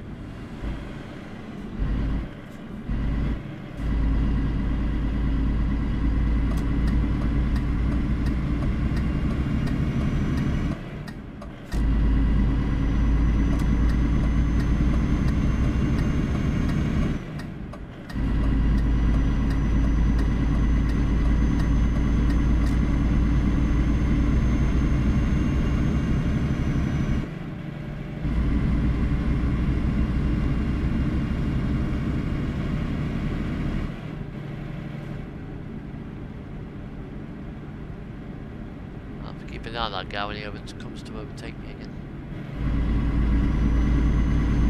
Well, so invariably he probably will.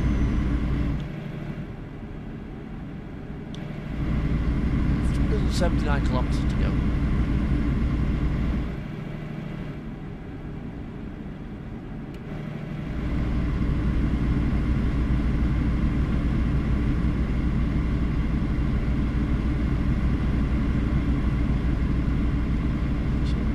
Down a bit. Need to come down to me.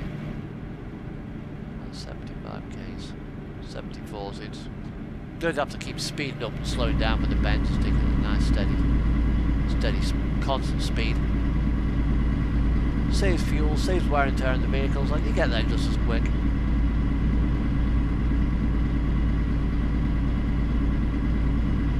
It's more predictable. It's better for the guys behind because I'm not accelerating, decelerating. I'm at a constant speed, so if they want to get past me, they can.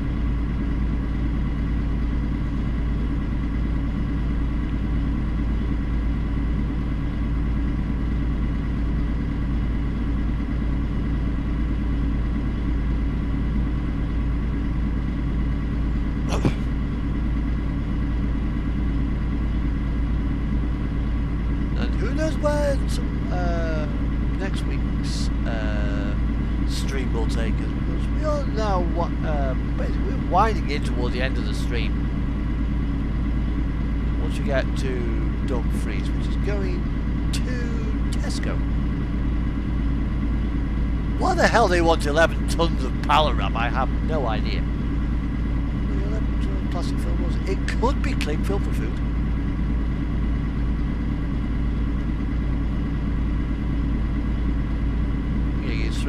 You shrink wrap for your sandwiches and stuff like that. Yeah, it could be food grade wrapping, or it could be pallet wrap.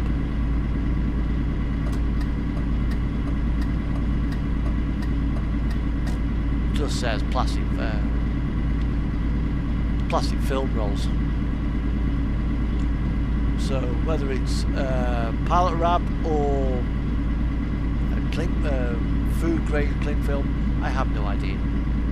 I don't particularly care.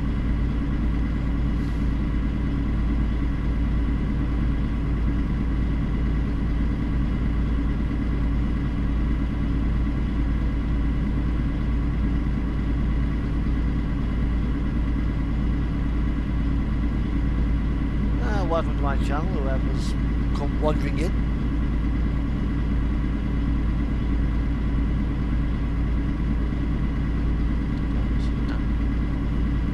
I'm up here out on my lonesome, just enjoying the drive now.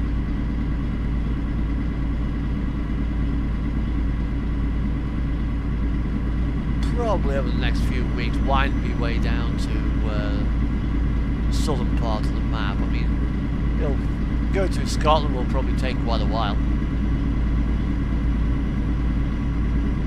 Down to through England. So next week I'll probably try and get a job that'll take me down towards Dover, I reckon. That neck of the woods.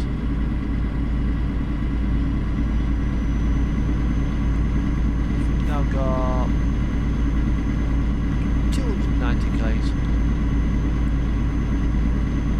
So not doing too bad.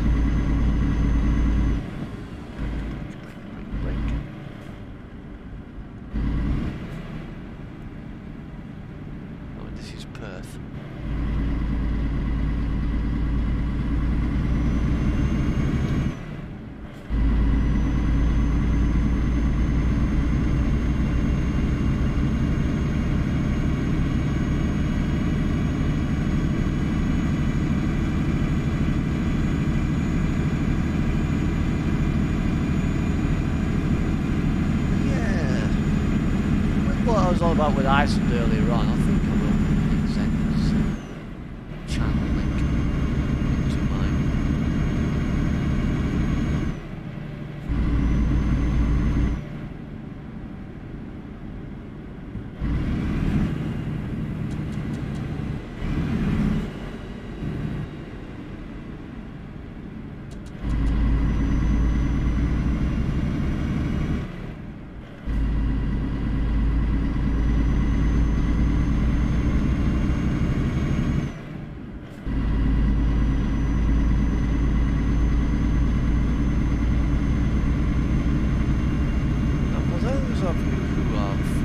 Really been following my truck.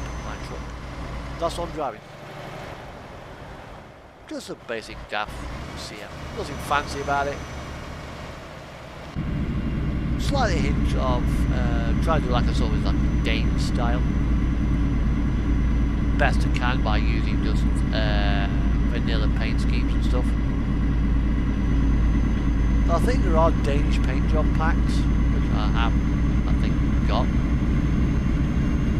But I want something like a sort of like a very simple, very plain colour scheme. I mean, I might at some point just take those off and just have it white with the blue rims.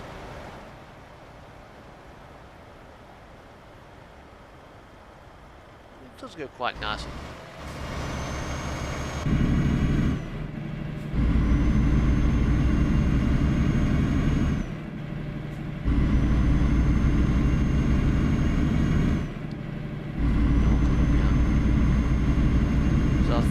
Got the road to into Dumfries, 256 kilometres away. Should be more or less to myself. You know, there's nobody about up here. Everyone's either on the Great Central, on the Northern Death Road, or in the Kirkenes Quarry. I mean, don't get me wrong, the Kirkenes Quarry is a nice road when you've got it to yourself.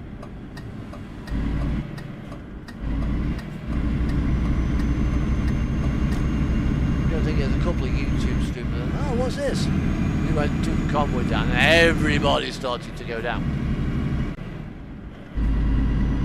And lo and behold, that's kind of what makes the road so nuts.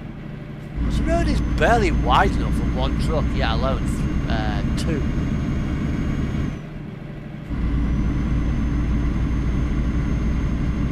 When you're trying to squeeze, you've got like oversized loads going down, being driven down there by players.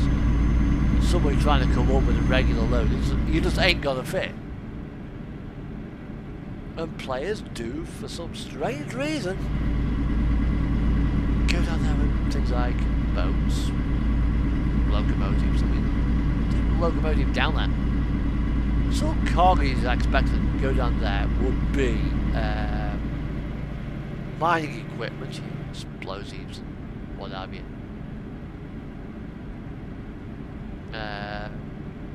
The mining truck from the Volvo DLC, a loader, like a backhoe loader or something like that, a digger, explosives, electrical wiring, that kind of, so, the sort of thing that a mine would use.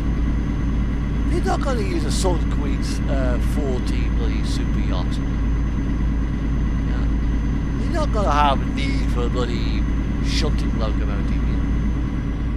You might take a heavy crawler crane down there, only like the Terex things. SCS have got a bit told off for using the Rex text on it because it looks too much like a Terex. Hence why they've changed it.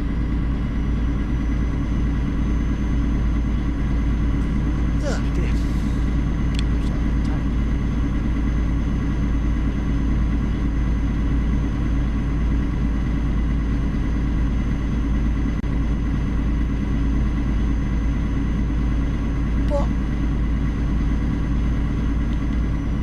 Give it to them, they certainly made it very accurate. They made it very accurate, which is probably why Terex are very busy.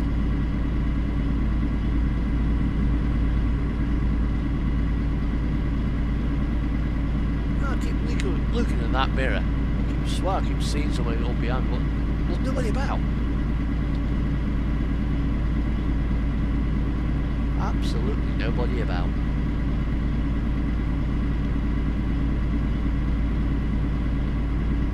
This 183 kilometres will soon sail by.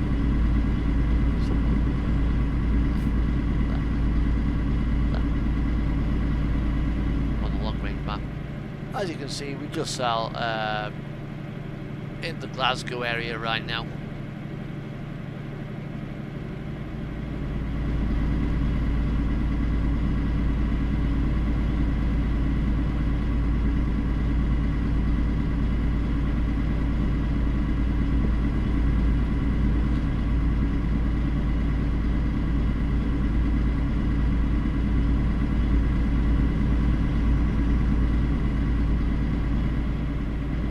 Once I've finished this, I'm going to log off, shut the game down for a bit, and probably watch some YouTube videos.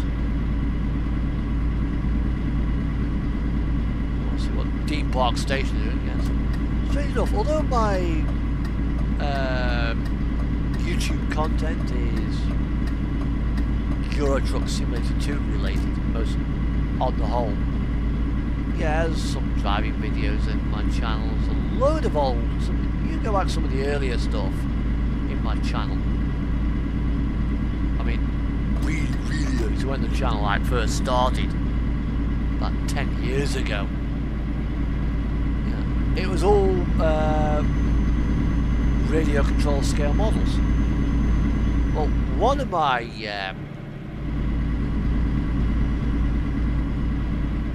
old toys many years ago. I mean, I'm in my mid-40s. I was born in 1976. Well, as a primary school kid and as a high school kid, until we moved house into another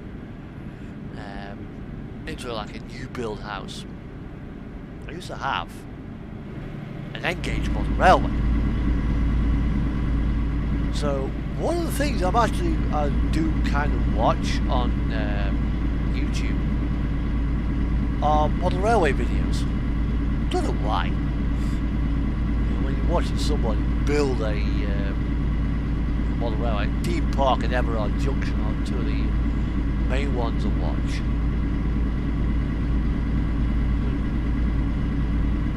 The attention to detail of both an Everard Junction, which shame it's in the loft, because that has got the ability to become, I would say, an exhibition grade model railway. Same with Dean Park.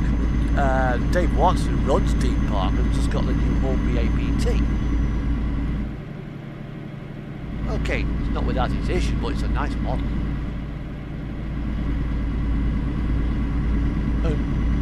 It comes as a 5-car or a 7-car set. But the real thing used to be 14 cars, I think it is. So like 2 driving cars, 2 power cars, and then obviously your 10 intermediate trailer cars for passengers. And bear in mind, your average double O gauge coach is about 10 inches long. 14 car APT, that's 140 inches. That's a fair sized bloody piece of kit. I'm glad I went with N gauge.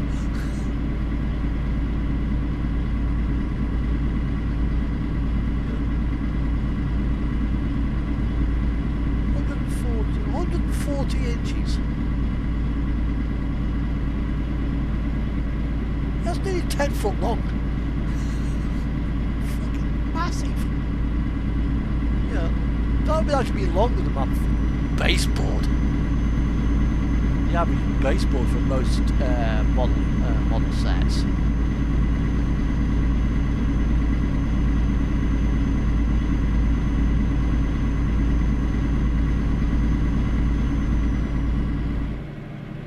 Not cheap as well. I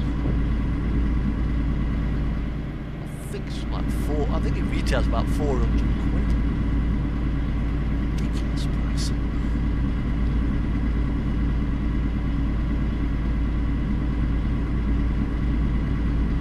Yeah, so if I ever were to go back into model railways, I'd probably go with N gauge again. Because you can get quite a lot on an 8x4 baseboard in N gauge.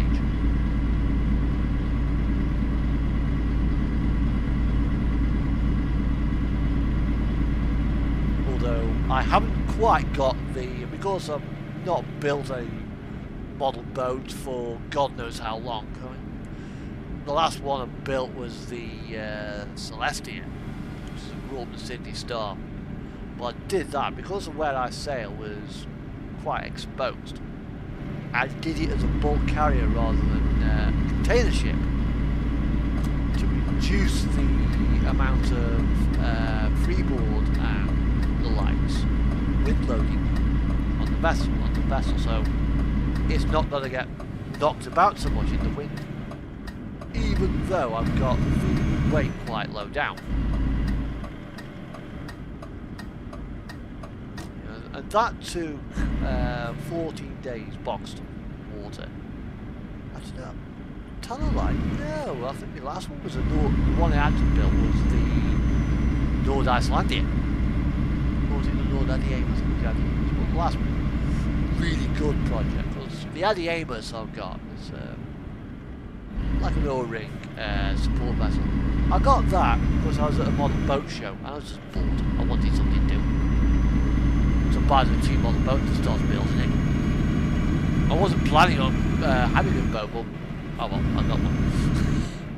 But the Nord Icelandia, I got that. I was at Blackpool Model Boat Show, and what was that? There's a guy who did like the how-to. Well, somebody broke into his van, nicked all of his tools. They didn't nick the van, but broke in and basically emptied things out. Well, I'm at this Blackpool show at the Norway Hotel, and I want something to do. And I'd heard that, I mean, I got the hull to the Nord Icelandia, which is actually the same ship that the Nord Adiamus is based on, only a different scale, and also rather than being made out of plastic, it was made out of timber, balsa wood to be precise. So I guess some plastic card. Plastic sheet, gets some glue, gets a Stanley knife, gets a bloody metal ruler, gets some bloody Bondo, some araldite type stuff, piece of timber to mix it all on. I just start building the boat. starts a project. Starts with the knocking up the wheelhouse, then knocked up the second structure at the back, put on the A-frame, which originally was static, but then I guess it's too big, so I chopped it down. And then there's spare servo's not moving. Why the servo up? What the hell, I've got the 180 degrees of movement on the servo. I've only got 90. Anyway, that's going. So I removed the A-frame off the back of the boat. Puts a servo there and gets another servo, and I removed all the guts out of it, so it was just a gearbox on in a box. Lay that two back to back, mounts it, surrounds it in plastic card, powers it up. Like, I got a completely swing animated A-frame. To that I mounted two miniature servos, which works a set of paddle ducts. There's a video on it because it works, I think it's called. The boat's in the bath, undergoing some testing. There's no point building that, only to find out when you put it into the lake, it doesn't work. So, puts it in the water, puts the system on. And I've got a Groutner, something. It was called Mr. Lobster, and it's one of these deep diving submersibles. I mean, by deep diving, I'm talking really, really deep. Go there. And yeah, I was able to pick it up, put it in the water, dive the sub, sail around the sub, bring the sub to the surface, and retrieve it. Worked great in the bath. Right, okay, let's try it on open water. Ha ha ha ha! Nope. It was an absolute twat to pick up. So I changed the, a rather spectacular failure. I then modified the ship again to put, I put a winch in there and had a side scan thing I could tow behind the ship. Great. That worked. That worked bloody well. The first one I made, just to test it out, with like 2 chains, an alternator tube with a piece of plastic in the middle of it, just to keep it relatively straight. With about 12 foot line on it. So with that working, once that had proved itself, what I did then, I built myself a more authentic looking device using a Focke 190 airfix kit and a pen to strips of plastic. And it worked. And I got this thing trimmed up and hanging in the water. Oh yeah, a clasp off a necklace and a bobbin off a sewing machine. That's still on a bloody pole now, actually. It worked. And to get the winch, I got 2 circular discs, which I just bolted onto the same servo head. I'd hacked and chopped at the servo gearbox to give me constant rotation. So the moment I go stick forwards, it would just keep going and going and going and going and going until I returned it to the dead spot on the servo. And it worked absolutely fantastic. Couldn't fault it. There you go. I'll pick those up on next week.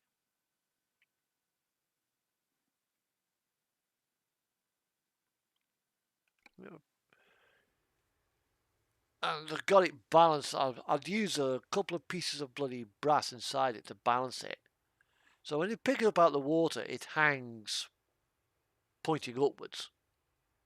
Because the bit that I use to tow it from is more towards the front. So obviously the point of balance is behind it, behind the actual lift point. I've always done it like that, so it tows. After all, when you tow a caravan, you don't tow it from the axle, you tow it from up front somewhere. It actually flies nicely through the water, this thing does. As I winch it out, it will temporarily adopt a nose down attitude as it flies down, and when I start winching out, the water flow of the tailplane settles it down level, and it runs great. The other thing is the hull's become porous, so the boat's not sailed now for about 10 years. Last time I was in the water, I think, was 2000. Yeah, it's been about 10 years since the boat was last in the water. Right, anyway, I'm at Dumfries, and that is it. It's 10 o'clock. It's time for me to say goodbye.